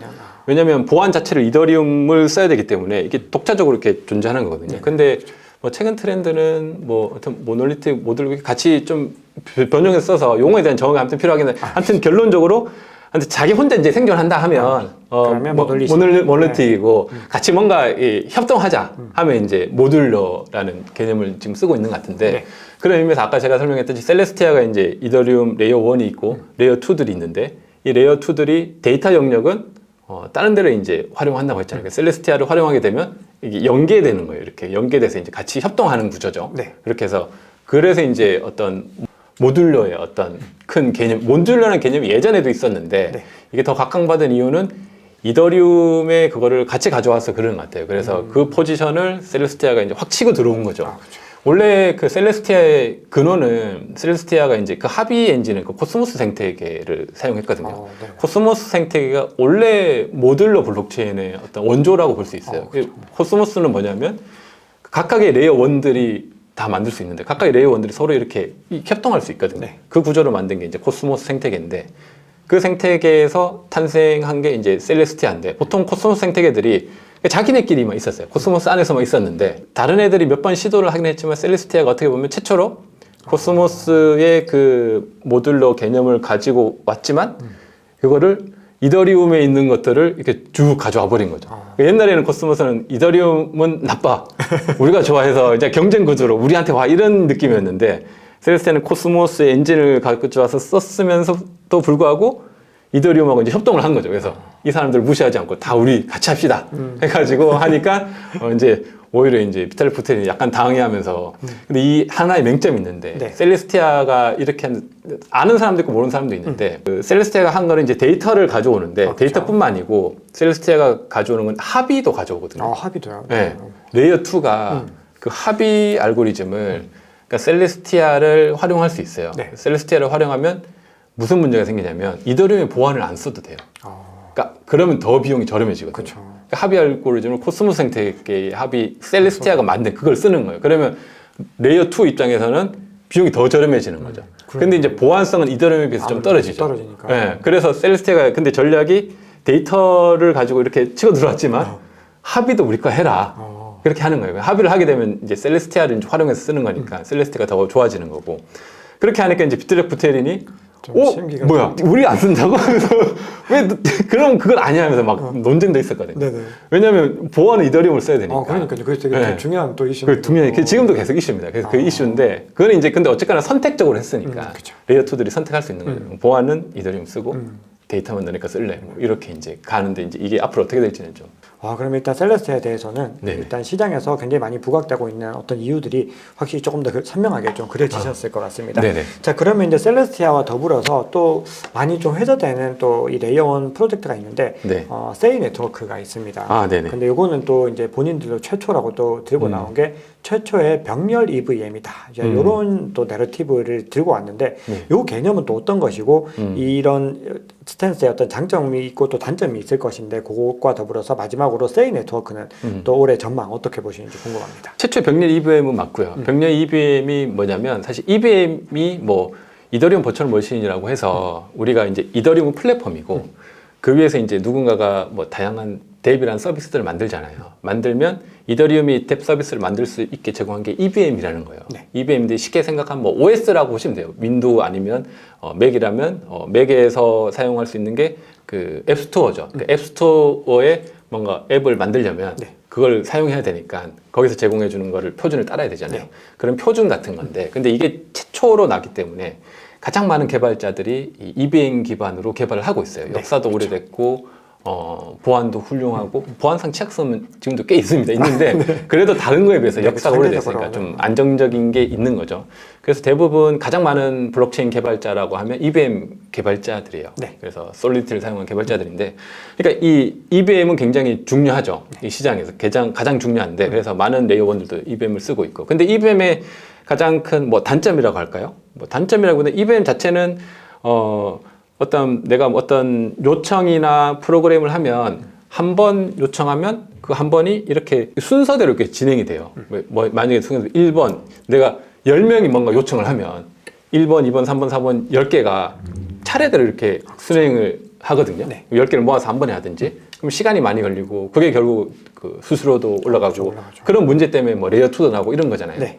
근데 이제 병렬 EVM은 뭐냐면 이 10개를 병렬로 나눠서 동시에 이렇게 10개를 다 처리해 버리는 거예요. 그래서 그런 처리할 수 있는 EVM이라는 걸 만든 거죠. 아, 본인이 최초로. 네. 그러니까 이걸 이더리움 진영에서 만들어야 되는 건데. 네, 그렇죠. 저도 그 생각이 들었는데 어쩔 수 이더리움 없어요. 진영에서 만들어야 되는 건데 이거를 세이에서 자기들이 먼저 만든 거예요. 만들어서 지금 이제 요번에 이제 뭐 하는 거죠. 서비스를 이제 하는 건데 그러니까 이더리움 진영에서 우리가 할 거를 쟤네가 했네 이렇게 되는 거고 세이 입장에서 야 너네가 먼저 해야 될 걸 내가 먼저 했어. 그렇게 해서 이제 런칭해서 이제 이슈가 됐었고 네. 그래서 굉장히 훌륭한 일을 해낸 거죠. 일단 하나의 업적이 큰 업적이 업적을 만들었네요, 큰 업적은 분명해요. 네. 그래서 근데 이거를 이제 만약에 이 내러티브가 굉장히 크게 호재가 되려면 이 EVM을 이더리움 진영에서 받아들여줘야 돼요. 그러니까 세이에서 만든 EVM 너네 보니까 좀 별론데 보안 이슈도 있고 우리 안 할 거야 이렇게 해버리면 그냥 잠깐 핫했다가 이제 그냥 이렇게 죽을 수 있는 거고 그럼에도 불구하고 이 EVM을 다른 레이어 1에서 쓸 수 있는데 결론적으로 이더리움에서 이거를 채택을 해야겠죠. 그렇게 해서 이더리움이 나중에 뭐 업그레이드를 통해서 우리 그러면 세이 EVM으로 바꿉시다. 그걸 좀 더 수정 보완해서 그렇게 되면 세이는 이 어떤 엔진을 만든 거잖아요. 그렇죠. 엔진을 만들었으니까 거기에 이제 굉장한 이제 여러 가지 수혜들이 있겠죠. 그래서 그런 측면에서 시장의 어떤 주목을 받는 것 같고 앞으로의 미래는 그런 측면을 좀 고려해 봐야 되는 것 같습니다. 그래서 그거 말고도 몇 개 더 있긴 한데 일단 가장 핫한 거는 그 병렬 EVM이니까 그 병렬 EVM 우리가 볼 때는 이게 분명 시장에서 필요했고 그걸 세이가 만들었는데 이것이 이더리움 진영에서 어떻게 받아들여질지 받아들이니까. 그리고 이것이 얼마나 많은 그 레이어 1이나 다른 네트워크에서 이거를 채택해서 활용할지 이런 부분에 따라서 세이가 계속 주목을 받을지 더 이렇게 발전할지가 좀 정해질 것 같습니다. 맞습니다. 어떻게 보면 이게 이제 방금 얘기 나눴던 셀레스티아도 그렇고 세이도 그렇고 사실은 둘 다 이번에 어떤 내러티브 상으로는 올해 좀 핫한 테마들을 좀 탄 부분들이 있고 아마도 이제 유의미한 성장들이 계속해서 이어나갈 가능성이 있는데 기본적으로 세이는 조금 더 긴 한목으로 봐야 된다. 이렇게 정리를 좀 길게 봐야 됩니다. 하겠습니다. 네. 자, 그러면 이제 밈코인 얘기도 간단하게 하겠습니다. 야, 이게 최근에 밈코인이 진짜 제가 방송에서 개판이었다 그런 사람들이 막 너무 재밌었다고 막 그러시더라고요. 그러니까 지금 진짜 개판을 한번 해서 최고 수익률 하루에 뭐 1위부터 5위까지를 모두가 다 밈코인, 개코인, 페페 하나 빼고 다 개코인이 차지했는데 지금 이게 또 솔라나 생태계를 중심으로도 많이 이루어지고 있는 모습들인데 자, 그러다 보니까 지금 밈코인 투자에 대해서 또 욕심을 내는 분들이 계세요. 이게 아주 가장 위험한 투자인데 자, 그럼에도 불구하고 또 그렇게 좀 관심이 있으신 분들을 위해서 밈코인 투자를 뭐 비교적 잘할 수 있는 노하우가 좀 있을까요? 그러니까 민코인을 투자한다면 사실 민코인은 결론적으로 제일 어려워요. 가장 어렵습니다. 가장 어려워요. 그냥 어떤 그런 가치 평가나 어떤 기술적인 분석도 상관이 없는 가장 따로 노는 코인입니다. 그래서 가장 어렵고 가장 트렌디해요. 그러니까 굉장히 시시각각 변하는 거기 때문에 그거를 일단 염두에 둬야 되고 그래서 의외로 시간이 굉장히 많이 필요합니다. 민코인만 아예 섹션을 정해서 이것만 투자하지 않으면 성공하기는 굉장히 힘들고 그래도 한번 시간을 투자해서 민코인을 한다고 하면 제 개인적으로는 민코인은 일단 높은 수익률이죠. 그래서 높은 수익률을 기대해야 되는 거예요. 그러니까 높은 수익률을 기대하려면 일단 알려지기 전에 해야 됩니다. 그러니까 최초로 알려졌을 때, 어느 정도 알려졌을 때, 그때 들어가야 되는 거고. 근데 그때 들어가면 보통 민코인 뭐 새로운 트렌드라든지 뭐 생겨서 이제 솔라나에서도 새로운 민코인이 생기고 지금도 막 이렇게 계속 생기고 있거든요. 그런 것들을 하려면 제 생각에는 한 10개 정도. 그러니까 예를 들어 내가 뭐 100만 원을 투자하고 한다고 하면 100만 원을 투자하는데 1000만 원을 목표로 한다면 10개를 나누면 여기 10만씩 넣는 거죠. 10만씩 넣으면 10만 원이 진짜 1000만 되기도 하거든요. 그렇죠. 그럴 수 있어요. 네, 그럴 수 있어요, 민코인은. 네. 그러니까 그 목표니까 그 목표대로 하면 일단 100만 다 버리겠다고 생각하고 맞아요. 다 버려야 됩니다. 마음을 비우고 진짜로. 이건 다 그냥 버리는 거다 하고 10개를 나름 뭐 선별을 해요. 본인이. 그건 저도 잘 모르겠어요. 하여튼 그 시장에서 이제 새로 뜨는 트렌드들이 있으니까 기존의 민코인을 하셔도 되고 그래서 10개를 선별해가지고 그 중에 이제 10개를 이렇게 분산으로 하는 거죠. 그럼 그 중에 이제 하나가 한두 개가 이제 될 텐데 그거를 이제 좀 기다렸다가 바로 정리하지 마시고 그렇게 됐을 때 그 가격이 됐으면 이제 정리하고 나오는 그게 아마 민코인 투자의 어떤 원칙이라고 하면 이제 원칙으로 이제 이야기할 수 있을 것 같고 근데 사실 원칙은 없습니다. 그래서 그나마 좀 안전하게 하려면 그렇게 하시면 좋을 것 같은데 어렵죠. 어려운 영역 같아요. 맞습니다. 사실 그래서 저도 진짜 똑같은 관점인 게 민코인은 사실은 복권이라고 봐야 되기 때문에 그냥 아주 바닥에 있을 때 정말 소량의 돈들 정말 많이도 넣지 말고 정말 많이 넣어도 100만 원 미만 그 정도 그냥 넣어두고 기다렸다가 혹시 진짜 20배 30배 가면은 단계적으로 탈출하고 나오는 거죠. 올라갈 때마다 부분 매도하면서 나오는 거 말고는 사실은 다른 방법이 진짜 없는 것 같습니다. 자, 이번에는 이제 레이어 1 프로젝트 중에서 딱 2가지 정도만 더 여쭤보겠습니다. 자, 페이스북 리브라 프로젝트 출신 이걸로 굉장히 또 각광을 받았던 에토스와 수이 프로젝트가 있는데 이 2개의 프로젝트 간단하게 어떻게 보시는지만 설명 부탁드리겠습니다. 에토스 수이도 이제 레이어 1 중에 이제 좀 기술력도 있고 각광을 받았죠. 근데 이런 프로젝트들은 보니까 전체 이제 크립토 생태계에서 보면 프로젝트들이 실행을 하면서 이 커뮤니티를 좀 많이 형성을 하거든요. 커뮤니티 형성해서 투자자들도 모집하고 뭐 여러 가지 서비스도 만들고 이런 게 이제 일반적인 여기 생태계인데 에토스하고 수이는 그 커뮤니티를 만들기 전에 이미 다 기술을 가지고 뭔가 런칭을 한 뒤에 이제 커뮤니티를 좀 모아야 되는 그런 것 같습니다. 그래서 기존의 프로젝트하고 좀 그런 측면에서는 좀 차이가 있다. 그래서 기술력은 좀 갖추고 있지만 커뮤니티를 못 모았고 그래서 이거를 크립토 기반의 문화로 좀 모아야 되는 그런 숙제. 그래서 그것을 잘 모으면 또 괜찮게 볼 수도 있고 그거 모으는데 실패하면 그냥 굉장히 기술력 있고 전통적인 웹2에서 괜찮은 프로젝트들이었는데 왜 이러냐 뭐 이렇게 될 수도 있는 그런 프로젝트 굉장히 많거든요. 많죠. 그러니까 기술력 좋고 잘했던 팀들이 왔는데 이 크립토 문화하고는 조금 다른 그래서 이제 모집 못한 거죠. 그래서 투자자가 없으면 결국에 이제 이렇게 사양되게 되니까 그러한 측면이 좀 있는 것 같습니다. 오히려 이건 진짜 약간 좀 반대되네요. 대부분이 아까 앞서 민코인도 얘기했지만 민코인이 전형적으로 커뮤니티가 먼저 되고 나니까 시바이누가 이제 시바리온도 만들고 약간 이런 식으로 가야 되는데 이거는 완전히 기술을 먼저 완성시켜 놓고는 이제 우리 잘했으니까 한번 해보자 약간 이런 느낌이 들어서 반대 이렇게. 그래서 이거를 어떻게 극복하는지 한번 또 함께 지켜보면은 흥미로울 것 같습니다. 자, 그러면 이제 레이어 1 관련해서 마지막 질문으로 이제 여러 가지 레이어 1 프로젝트들을 많이 또 이야기를 했는데 우리가 요 외에 또 우리 대표님께서 개인적으로 또 주목하시는 레이어 1 프로젝트들도 있으실 것 같아서 어떤 것인지 좀 궁금합니다. 저는 기본적으로 이제 코스모스 생태계가 다 사실 레이어 1들이거든요. 코스모스 생태계에 있는 것들을 다 이제 유심하게 보고 있고 코스모스 생태계 이미 이제 나온 것들도 있는데 앞으로 나올 그 레이어 1들도 꽤 있어요. 뭐 그러한 것들 중에 뭐 베라체인 같은 것도 있고 그 뭐 NFT의 밈 중심으로 해서 뭐 투자도 많이 받았고 굉장히 뭐 인기가 핫한데 그 인기만큼 뭐 그만큼 갈 수 있을지 없을지는 좀 보수적인데 그래도 뭐 안 볼 수는 없으니까 그래서 좀 베라체인이라든지 이런 것도 좀 보고 있고 아직 런칭이 안 됐고 그리고 앞으로 런칭될 코스모 생태계들이 좀 있습니다. 그래서 그러한 것들을 좀 유심하게 보고 있어요.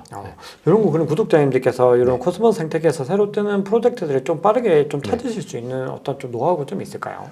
그 코스모 생태계가 사실 글로벌로는 좀 정보가 있는데 국내에서는 좀 많지는 않아요. 많지는 않고 사실 글로벌도 이 코스모스 팀들이 좀 기술 중심이다 보니까 좀 마케팅 이런 게 좀 약하긴 합니다. 그래서 좀 적긴 한데 그나마 제 채널에 오시면 제 채널 주로 이제 코스모스 생태계 있으니까 유튜브에도 가끔 올리지만 이제 뭐 제 텔레그램에는 코스모스 생태계가 그래도 한 뭐 70% 정도 이렇게 다루는 것 같아요. 그래서 그렇게 보시면 좋을 것 같습니다. 맞습니다. 저도 이제 코스모스 생태계 관련해서는 국내 유튜브 채널 중에서 제일 많이 네네. 컨텐츠를 또 제작을 하시고 좀 코스모스 생태계를 제일 많이 알고 계시고 그래서 이제 관심 있으신 분들 함께 하시면 너무 좋을 것 같고요. 어떻게 보면 코스모스도 어떤 화력에 비해서는 커뮤니티 결집도나 이런 것들이 조금 이것도 좀 약한 프로젝트다. 거의 없는 것 같아요. 네. 전문 그러니까 각자 그냥 도생하고 있고. 너무 하는 게 많은데 네. 그것 대비로는 진짜로 네, 좀 그런 게 많이 있어요. 부각이 좀 덜 되는 프로젝트다. 그래서 전 개인적으로 좋아합니다. 그렇죠. 네. 오히려. 잘 모를 때 사람들이 모르는 거를 그렇죠. 전 찾아서 하는 걸 좋아하니까 이미 다 알려진 거는 그렇죠. 좀 한 네. 템포 늦은 거죠. 자, 그러면 이제 중요한 또 섹터들이 있습니다. 우리 요즘에 지금 AI 섹터가 너무 많이 올라가지고 네네. 이게 어떻게 들어갈 틈을 더 비트코인보다 더 안 주고 있는 것 같은 네네. 느낌인데요. 지금 AI 섹터 올 한 해 동안 뭐 좋을 것 같다는 전망들이 많긴 한데 대표님께서는 개인적으로 어떻게 보고 계시는지와 그리고 AI 프로젝트 선택할 때 어떤 중요한 기준들 어떤 것이 있을지 궁금합니다. 이 AI는 올해 제일 핫하죠. 핫하고 네, 지금 막 제일 핫하죠. 굉장히 많은 프로젝트들이 나오고 또 막 가격도 막 범핑이 일어나고 그럴 텐데 뭐 단기적으로는 핫한 트렌드에 투자하는 게 제일 좋은 것 같고요. 그렇죠. 근데 그 핫한 트렌드에는 제가 보니까 뭐 기술력이라든지 이런 거는 크게 중요하지 않은 것 같아요. 일단 잘 만들어 놓고 그렇죠.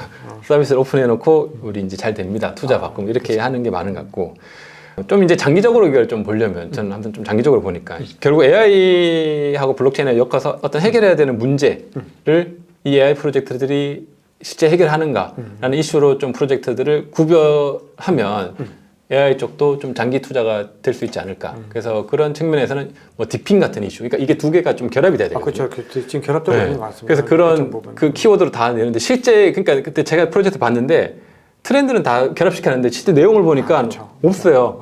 기술은 없고 그냥 겉만 돼 있으니까 그걸 실제 기술력을 가지고 있는가 이런 것들을 좀 봐야 될 것 같고 실제 기술력이라는 거는 실제 예를 들어 DP를 엮었다면 뭐 자기의 개인의 PC를 활용해서 뭔가 준다면 실제 개인의 PC에 뭐 그래픽 카드가 있으면 그거를 인공지능을 활용해서 그 학습 데이터 할 때 이걸 활용해서 이제 블록체인 같이 엮어서 뭔가 보상 시스템을 주는가 뭐 보안이 적용되는가 이게 실제 AI의 어떤 발전을 블록체인하고 잘 융합했는가 이런 것들이 있겠죠.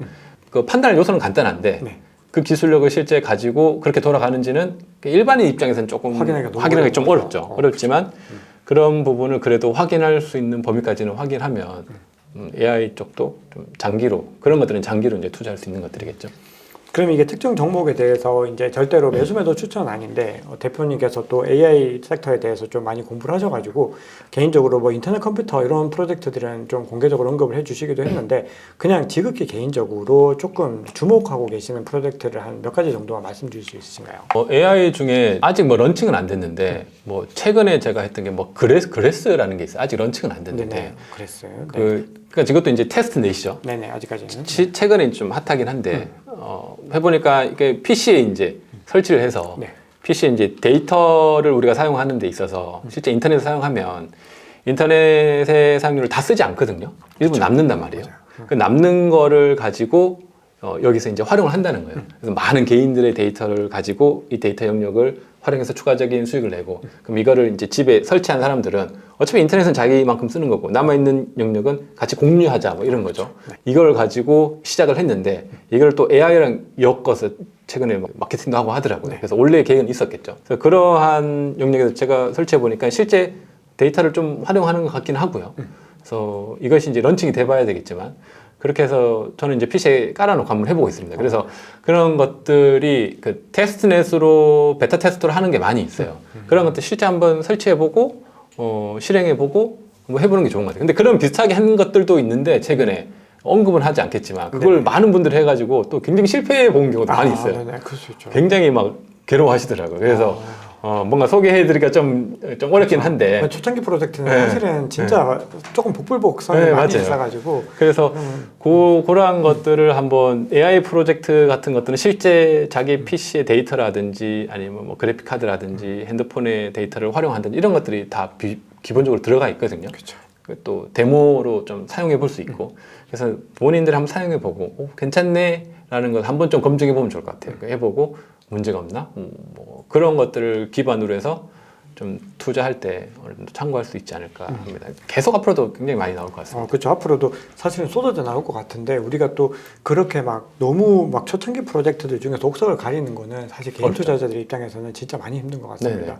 그래서 결국은 사람들이 어떤 내러티브를 따라가고 시장의 어떤 대세들을 좀 따라갔을 때 그러니까 네. 초창기 프로젝트를 정말 잘 선택했을 때는 진짜 사실 대박인 건데 그게 아니고 이제 어느 정도 약간 욕심을 내려놓는 그런 네네. 것들도 좀 필요하다고 그러니까 AI도 아까 민코인 같은 개념으로 좀 봐야 될 것 같아요. 지금은 예, 예. 지금은 이렇게 10개 해가지고 이 중에 이제 하나 이제 맞습니다. 잘 될 거다 잘 될 이런 거. 관점으로. 자, 그러면 이제 AI 코인 중에서 단연 지금 대중적으로 가장 네. 화제가 됐던 거는 월드코인입니다. 네네. 샘 알트만 효과로 뭐 좀 말이 안 되는 상상을 했는데 네네.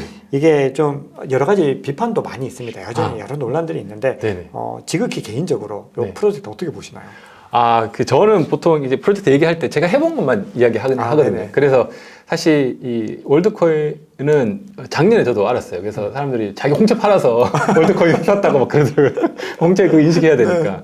그래서 계속 보고만 있다가 그런가 보다 했는데 사람들이 하도 많이 언급이 되게 그럼 나도 한번 해봐야겠다. 홍채 그래서 인식하고 오신 거예요? 홍채 인식을 하려고 했는데 얼마 전에 등록했어요. 그 대기가 거의 한 3주 기다려야 되더라고요. 엄청 많이 기다려서 했는데 또 최근에 개인정보 이슈 해가지고 잠깐 중단됐더라고요. 그래서 한국에서는 잠깐 기다리십시오 해서 지금 등록을 못했습니다.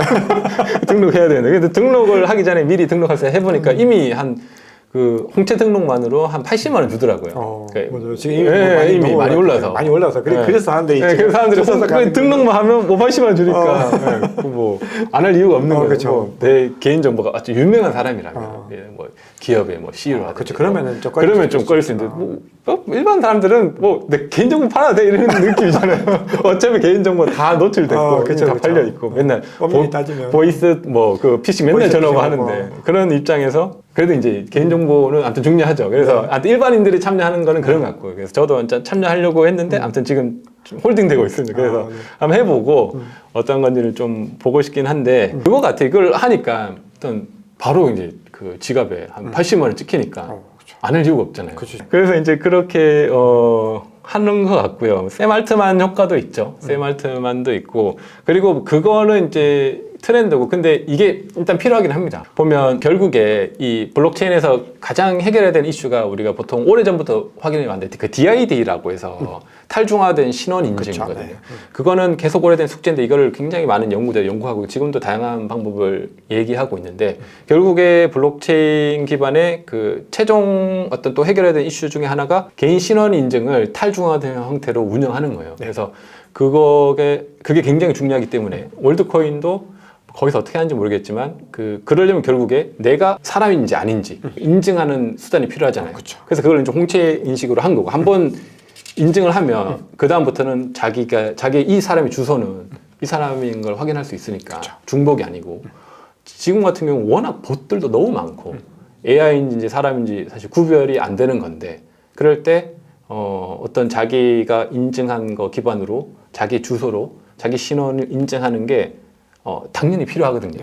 그거는 이제 필요한 시장이고 앞으로 나올 거고. 근데 이게 누가 먼저 할 거고 누가 이런 시장의 어떤 잡음들을 잘 해결하면서 할 건지 그런 측면이 중요한 것 같습니다. 근데 이제 워낙 월드코인 샘 알트만 효과도 있고 그리고 뭐 타겟도 잘 잡은 것 같아요. 신원 인증을 해야 되거든요. 그렇죠. 해야 되는데. 그런데 그걸 뭐 개인정보 보호 이슈가 이제 지금 물려 있어서 이슈긴 한데 그 부분을 어떻게 푸는지에 따라서 또 어떤 중요한 트렌드로 자리 잡을 것 같습니다.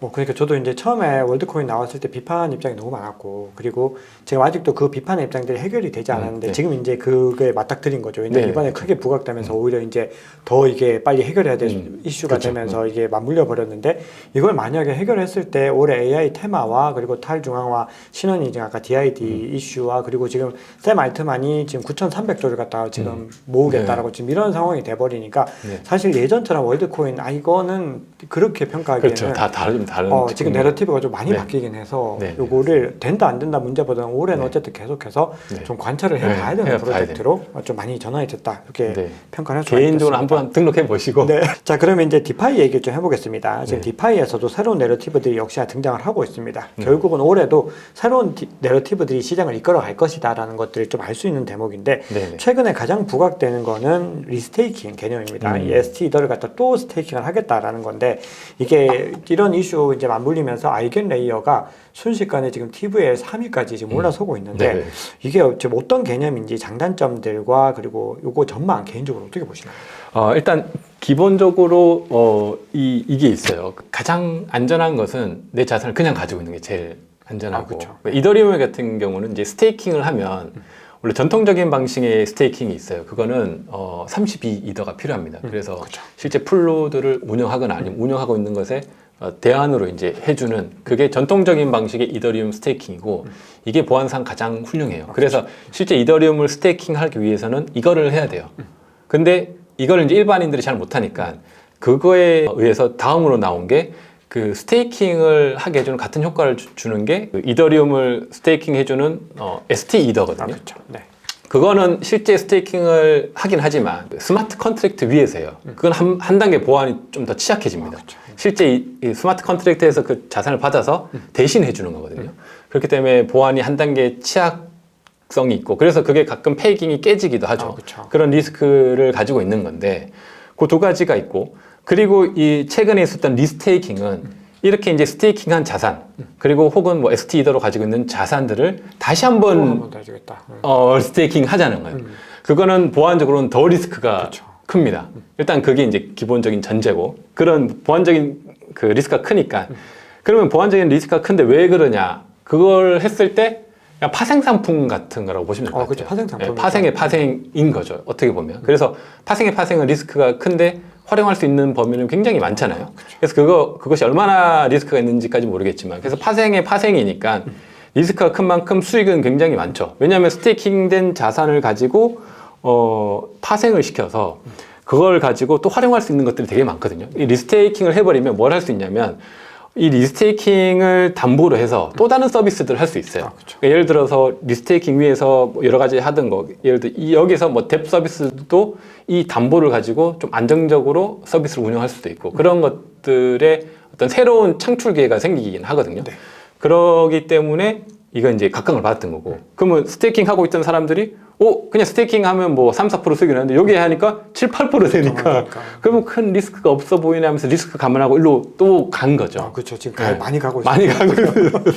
그래서 이제 간 건데 저도 조금 가긴 했습니다. 조금 가긴 했는데 그런 개념으로 하는데 그런 거예요. 근데 이제 결론적으로는 이것이 좀 시간을 지켜보긴 해야 됩니다. 아무튼 리스크가 좀 있고 그렇지만 리스크를 감안하고 예를 들어 내가 뭐 10개 이더를 가지고 있는데 5개를 전통적인 방식으로 스테이킹 하고 있으면 뭐 그 중에 뭐 한두 개 정도는 이렇게 가볼 수 있겠죠. 그런 방식으로 저는 가고 있다고 생각하고 많은 이더리움 고래들도 다 가진 않고 자기가 가지고 있는 거 한 90을 스테이킹 하고 있으면 한 10 정도 한번 가보자 해서 이제 가고 있는 걸로 알고 있어요. 그래서 그렇게 이제 한번 자기들도 해보는 거죠. 아직 잘 모르니까 얘네들이 잘 된다고 하니까 투자 개념으로 가는 거죠. 그래서 잘 됐을 때는 더 큰 여러 가지 수익의 잠재력을 가지고 있으니까 그런 측면이 있고요. 이것이 거기서 더 나아가서는 좀 위험할 것 같은데 리스테이킹 한 거를 또 리스테이킹 하면 그건 굉장히 위험한 것 같은데 스테이킹을 리스테이킹 한 것까지는 그래도 보수적인 입장에서 리스크는 있지만 한번 시도해 볼 만하다. 이것도 올해 또 시장에 맞는 또 중요한 테마여서 이것도 만약에 우리가 또 뭐 테러 일어났을 때 지금 뭐 그렇게 단적으로 비교하기는 그렇지만 어쨌든 만약에 패킹이 깨지거나 했을 때는 뭐 여러 가지 또 문제들이 있어서 이거는 좀 조심스럽게 아까 그렇습니다. 대표님 말씀 주신 것처럼 소량으로 접근을 해보시는 게 일단은 지금 현 시점에서는 중요할 것 같습니다. 자, 그리고 추가적으로 한두 가지 정도만 더 이제 프로젝트들 여쭤볼 텐데요. 제가 또 데니월드 영상에서 디멘션 코인이 최근에 많이 급등을 했었는데 그거 팔지 말라 이렇게 말씀을 주셨습니다. 자, 그리고 이제 디멘션이 어떻게 보면 롤업 애저 서비스라고 해서 RAAS의 뭐 굉장히 좀 대표 주자처럼 좀 많이 또 지금 내러티브가 만들어지고 있는데 이게 전망이 어떤지 왜 팔지 말라고 하시는지 궁금합니다. 일단 이게 새로운 컨셉이긴 합니다. 시장에 없었는데 새로운 컨셉이고 우리가 보통 레이어 1에 레이어 2를 이제 롤업이라고 하죠.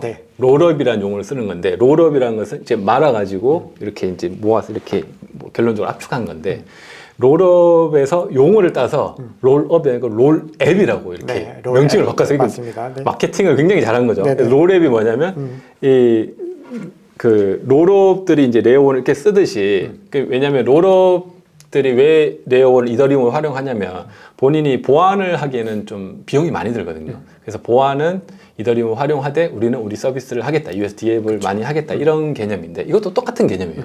우리가 이제 그러면 롤 앱을 해보자. 그래서 뭐 앱을 이제 많이 만들 거 아니에요. D앱이라는 이제 앱을 많이 만드는데 앱을 런칭하기 위해서는 보통 전통적으로 그 뭐 이더리움을 활용할 수도 있지만 어떤 레이어 2를 활용할 수도 있지만 코스모스 생태계에서는 본인들이 그 실제 메인넷을 구축을 해요. 레이어 1이니까. 그러려면 검증인 세트가 필요합니다. 검증인들이 있는데 이게 다 비용이고 이것을 구축하고 유지하기가 굉장히 어려워요. 그러면 프로젝트가 이제 막 가기도 전에 어려운 거죠. 근데 이제 롤업의 에즈 서비스는 이제 그 디멘션을 활용하면 나는 좋은 아이디어가 있고 좋은 서비스를 빠르게 런칭할 수 있는데 검증이 모으기도 힘들고 그런 합의나 메인넷까지는 좀 부담스러워. 근데 또 이더리움 기반으로 하자니 좀 한계도 많아. 그 EVM 기반이 좀 한계들이 있거든요. 그러니까 뭔가 빠르게 그냥 전통적 기반에서의 앱을 만들어서 런칭하고 싶은데 어렵단 말이죠. 비용은 없고. 그러니까 스타트업이 뭔가 서비스 만들 때 그런 사람을 대상으로 만든 게 디멘션이에요. 다이멘션이라고 하고. 뭐 그래서 이제 이 디멘션이 결국에 그 서비스를 제공해 주는 거예요. 그러면 이제 나는 어떤 서비스를 만들고 싶은 입장에서는 서비스만 딱 런칭하면 그 합의부터 그 모든 토큰부터 그 내가 만든 토큰의 유동성까지 여기서 다 해결할 수가 있거든요. 그러니까 굉장히 좀 빠르게 서비스를 런칭할 수 있고 쉽고 좀 간편하게 할 수 있는 거죠. 디멘션은 이걸 제공해주는 플랫폼 같은 거죠. 그래서 플랫폼이고 딱 타겟이 그냥 앱입니다. 예를 들어 스타트업, 블록체인 스타트업들이 앱을 만들 때 선택을 해야 돼요. 이더리움 기반에서 EVM으로 뭘 만들 건지 아니면 내가 메인넷을 구축할 건지 아니면 뭐 레이어 2를 할 건지 여러 가지 아니면 솔라나 기반에서 할 건지 여러 가지를 할 건데 솔라나 기반에서 하더라도 내가 그걸 만들었을 때 해결해야 되는 문제들이 많거든요. 근데 그것들을 여기서는 많이 해결해 주는 거죠. 최적화돼서. 그래서 근데 이렇게 이제 런칭을 해서 굉장히 핫하다해서 시장 이슈를 받았고 그래서 이제 서비스가 런칭이 됐으니까 근데 이런 어떤 다이멘션 같은 경우는 결국에 시장에서 인정을 받으려면 여기서 많은 서비스들이 생겨야 되거든요. 그러면 그 서비스를 개발해야 될 거 아니에요. 그러려면 시간이 많이 걸리겠죠. 이미 몇몇 프로젝트들은 있지만 앞으로 더 많은 프로젝트들이 선택을 해줘야 되니까 어떻게 보면 좀 장기적으로 좀 봐야 되고 근데 이 다이멘션 같은 경우는 이제 승패 여부는 이렇게 했는데 아무도 여기를 서비스를 활용 안 하거나 이 앱들이 없으면 그러면 이제 프로젝트가 이제 망하게 되는 거겠죠. 근데 그렇지 않고 많이 활용성이 있게 되면 어떤 요 크립토 시장에 좀 새로운 섹터가 되는 거죠. 좀 새로운 섹터고 되게 신선하고 독특하다. 그렇게 돼 있고. 근데 이 다이멘션이 또 독특한 게 여기서 또 확장해서는 여기서 또 발생하는 뭐 데이터 영역 이런 거 있잖아요. 그건 또 셀레스티아랑 또 연합을 해요. 셀레스티아랑 연합하고 또 어떤 부분은 또 이더리움에 그걸 가져갈 수 있고 이게 요즘 트렌드는 이렇게 다 이렇게 뭔가 연합하고 같이 활용하고 하는 거 위주로 좀 가고 있는 것 같습니다. 그래서 그게 결국에 이 최근의 어떤 트렌드인 것 같고. 되게 어떻게 보면 중요한 방향성이네요. 네네, 그렇죠. 그래서 전체 생태계를 어쨌거나 좀 잘 만들어 보자. 라는 뭐 그런 거죠. 와, 이렇게 얘기를 들으면 새로운 이렇게 내러티브들을 만들어주는 코인들은 좀 혹하게 되는 건 어쩔 수 없이 있는 것 같고 그럼 결국은 이런 프로젝트들도 결론적으로는 올해는 부각받을 가능성이 충분히 있지만 어쨌든 좀 장기적으로 봤을 때는 그렇죠. 해결해야 될 것들이 좀 많이 많죠. 이제 시작한 거죠. 그래서 일단 올해는 역시나 관심을 좀 가져봐야 될 코인 중에 하나가 아닐까 좀 생각을 또 하게 됩니다. 자, 그러면 이제 남은 것들 제가 뭐 사실 여쭤보고 싶은 게 너무 많아가지고 제가 검선을 하다 보니까 아무래도 이걸 다 다루기에는 시간이 부족하고 이제 부족한 내용들은 데니월드 채널 가시면은 굉장히 많은 영상들을 또 보시면서 공부하실 수 있으시니까요. 가서 구독하시면 너무 좋을 것 같습니다. 자, 그럼 우리가 좀 대표적으로 몇 가지 섹터들 뭐 게임, RWA, 디핀, 디소 올해 다 회자되고 있는 키워드들입니다. 이 중에서도 대표님께서 또 특히 더 주목하고 계신 영역들도 있으실 텐데 어떤 것들이 있으실지가 좀 궁금합니다. 그 게임 같은 경우는 워낙 오래 됐었는데 실제 블록체인 기반에서 많은 그 스타트업들이 했었고 근데 최근에는 국내도 이제 국내 게임 회사들 있잖아요. 국내 게임 회사들이 오래 전부터 블록체인 쪽을 많이 했거든요. 그렇죠. 계속 해왔죠. 계속 해왔거든요. 그게 아마 조만간 좀 런칭이 되지 않을까. 그럼 그런 시장을 우리가 좀 게임 쪽은 좀 유력해서 봐야 될 것 같고요. 그 전통적으로 게임을 했던 회사들은 게임에 대한 기술을 확실히 갖고 있으니까 블록체인이랑 엮기만 하면 되는 거거든요. 그렇죠. 그래서 그런 부분을 좀 주목해 볼 필요가 있을 것 같고요. 그래도 뭐 RWA 같은 경우도 계속 이제 화제가 되고 있죠. 화제가 되고 이것도 결국 해결해야 될 문제고 현재 서비스들이 꽤 있어요. 있는데 그것들을 얼마나 효율적으로 하고 있는지도 좀 중요한 것 같고 디핀도 좀 굉장히 관심 있게 보긴 하는데 디핀 서비스들이 굉장히 많이 나왔더라고요. 네. 예, 뭐 자동차에 달면 그거 뭐 보상해 주기도 하고 이런 것들이 과거에도 있었거든요. 과거에도 있었는데 올해는 보니까 좀 더 많이 개선된 것 같아요. 좀 더 쓸만한데 괜찮네 완성도가 정도 좀- 완성도가 좀 높은 거죠. 네. 하드웨어도 좀 완성도 높고 실제 뭐 컴퓨터 관련 소프트웨어도 예전엔 정말 좀 이거 어떻게 쓰지 이런 거였는데 그래서 많이 좀 발전한 것 같아요. 그래서 그런 측면도 발전하다 보니까 이제 일반 유저들이 아무것도 모르는 유저들이 사용했을 때 이게 좀 현실감이 있어야 되잖아요. 좋고 뭔가 그쵸, 보상을 네. 받고 그런 것들이 좀 각광을 받지 않을까. 그런 어떤 굉장히 많은 경쟁 속에서 너무 많으니까 몇 가지가 좀 살아남지 않을까 이렇게 생각하고 있습니다. 자, 그럼 제가 또 대표님 영상에서 또 흥미로웠던 게 2024년 코인 시장에서 확실하게 돈 버는 방법이 있다 말씀 주셨는데 이게 어떤 방법일지가 너무 궁금합니다. 확실하게 돈 버는 방법이 있어요. 네. 근데 이거는 사람들이 잘 못해요. 그 비법을 제가 좀 공유를 드리면 네. 이거 확실하게 돈 벌 수 있어요. 네. 무슨 사기꾼이냐 그러는데 저도 뭐 그렇게 하는 편이 있고요. 네. 뭐냐면 시장에 평균 수익률이 있어요. 네. 예를 들어 비트코인 같은 경우 최근에 한 100%까지 만약에 상승을 했다고 하면 한 2배 정도 수익을 봤다면 뭐 네. 보통 200%를 한다면 나는 그 평균 수익률보다 좀 많이 낮추는 거예요. 그리고 뭐 남들이 40% 수익을 낸다. 그럼 나는 수익률을 20%를 하는 거죠. 정도로. 그러면 사실 거의 확실하게 수익을 낼 수 있습니다. 아, 살아남을 수 네. 있게. 그래서 이 크립토 시장 워낙 크잖아요. 아, 그쵸. 뭐 100%, 200%는 뭐 사람들 별로 관심도 없더라고요. 별거 아니겠죠? 별거가 아니겠죠. 그렇지가 않아요. 그 하락부터 크기 때문에. 네. 근데 예를 들어 나는 너네들이랑 달라. 크립토 시장에 왔지만 나는 목표 수익률이 15%야. 이것도 사실 엄청난 거거든요. 15%도 적지는 않단 말이에요. 그럼 15% 하면 그걸 꾸준하게 하면 이게 엄청나는 거란 말이에요. 그래서 그런 어떤 목표를 좀 낮추면 확실하게 돈을 벌 수 있죠. 아, 그쵸. 확실하게 돈 버는 방법에 대한 질문이니까 제가 그 어구를 제가 잘못 걸었는데 진실을 알려드리면 아, 네. 그게 이제 확실하게 돈을 벌 수 있고 근데 쉽지는 않죠. 네. 아무래도 그게 욕심을 낮춰야 되는 거기 때문에 너무 어렵고 그게 이제 코인 시장에 어쩔 수 없이 그런 환경이긴 한데 사실은 S&P 500 투자하면은 6, 7년은 걸릴 거를 갖다가 이게 하루 사이에도 막 이루어지고 하니까 많은 분들이 1, 200%는 아무것도 아닌 것처럼 진짜 그렇게 네. 많이들 보셔가지고 네. 한 진짜 1000%는 가야지 이 정도면 좀 이제 먹을만 하다 이렇게 생각을 하시는 게 있는데 네. 그 좀 상당히 좀 위험한 좀 발상이라고 볼 수가 있고 우리가 그런 목표치를 계속 가지고 있으면 결국은 불장 지나고 다 손해 보시더라고요. 그러니까 우리가 적절한 순간에 네. 매도를 해서 이게 다 매도하는 게 아니라 부분 매도를 하면서 조금씩 엑시트를 해야 되는 과정이라고 생각을 합니다. 그래서 네. 그런 원칙들을 잘 지키셔야지 이 시장에서 굉장히 좋은 성과를 낼 수 있다 이렇게 네. 보겠습니다. 네, 맞습니다. 자, 그럼 마지막으로 올해 개인적으로 가장 좋게 보고 계신 프로젝트 혹시 소개 가능하신가요? 저는 개인적으로 이제 코스모 생태계 쪽을 올해 지금까지 각광받지 못했는데 뭐 네. 다이멘션, 뭐 티아 같은 걸 통해서 좀 시장에 이슈가 됐고 세이라든지 그런 이슈들이 조금 더 생겨날 것 같아요. 그래서 코스모 생태계 전체는 아니지만 그 중에서 이제 신규로 런칭하는 프로젝트 아니면 기존에 있었지만 좀 각광을 못 받았던 것들 그런 것들이 좀 시장에 조금 더 이슈가 될 것 같습니다. 네. 어떻게 보면 셀레스티아나 디멘션 같은 이런 프로젝트들이 등장을 하면서 만들어준 효과가 이 개개 프로젝트의 어떤 가치 상승도 있지만 뭔가 이 전체적인 연결고리들을 더 만들어주면서 네. 다른 어떤 생태계들도 같이. 과거보다는 좀 다르게 상승하는 움직임들이 네, 가져갈 그런 수 있겠습니다. 네. 그래서 올해는 굉장히 더 흥미로운 시장이 좀 전개되지 않을까 이런 생각들을 또 하게 됩니다. 네네. 자, 그러면 이제 마무리 질문으로 현 시점에서 또 지난번에도 드렸던 질문인데요. 네네. 만약에 1억의 현금이 있으시다면 대표님은 현 시점에서는 어떻게 코인에 투자하고 싶으신가요? 현 시점 되게 어려운데 맞습니다. 지금이 가장 어려운 네, 시점입니다. 장이 많이 올라서 그냥 1억 그냥 다 쓰면 안 될까요? 투자를 해야 되니까 네네. 네, 지금 시점에서 만약에 투자를 한다면 지금 시점에 투자가 좀 고민이긴 한데 공짜로 받은 거니까 네네. 네, 질문에 답을 드리면 1억을 만약에 받아서 다시 투자를 한다면 저는 이제 한 5대5 정도로 나눠서 네. 5는 비트랑 이더 역시 비트이더. 네, 그래서 네. 2.5는 비트에 그 다음에 2.5는 이더를 반반 해가지고 반은 그냥 이더리움을 순수 스테이킹 하고 네. 나머지 또 반은 이더리움의 레이어 2를 하나 선택해가지고 네. 뭐 제케시크 같은 뭐 이런 걸 선택해서 거기서 뭐 디파이드 활용해보고 뭐 이렇게 하면서 추가적인 에어드랍도 노리고 뭐 그렇게 할 것 같고요. 네.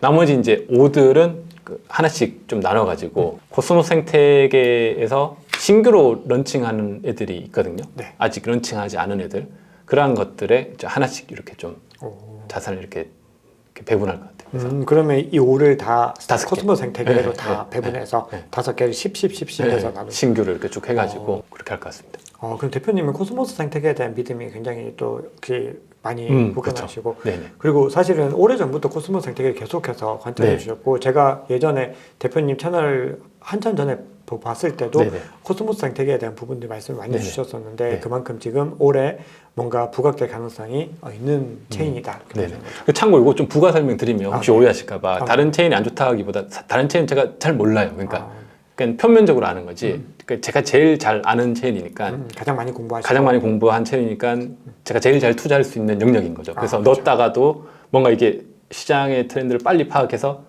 자금을 뺄 수도 있으니까 그런 측면에서 이제 드리는 거니까 제 거 듣고 그대로 하시면 안 되고 네, 맞습니다. 네, 본인이 해보시고 하는 거고 저는 아무튼 여기에 제 자산이 좀 있고 제가 오랫동안 제가 한 5, 6년 정도 공부를 했습니다. 코스모 생태계. 그러니까 그 정도를 했다는 것을 인지하시고 들어주시면 좋을 것 같습니다. 네. 진짜 너무 좋은 말씀이세요. 네네. 왜냐하면 이제 결국은 우리가 투자는 결국 자신이 스스로 공부를 해서 네네. 자신이 확실하게 알고 있는 분야여야 되는데 사실 많은 또 비트코인 잘 모르시는 분들이 저한테도 여쭤보시는 분이 지금 사도 되냐 이렇게 물어보시는 분들은 사실은 비트코인에 대한 믿음이 아예 없으신 그렇죠. 분들인데 그렇게 막 사도 되고 이렇게 얘기를 갖다 선뜻 해드릴 수는 없더라고요. 그렇죠. 네, 아무리 맞죠. 비트코인이 저는 안전하다고 생각을 하더라도 네. 그렇게는 할 수 없는 부분들이 있어서 네. 다들 본인이 진짜 안심하고 여기는 정말 믿을만하다.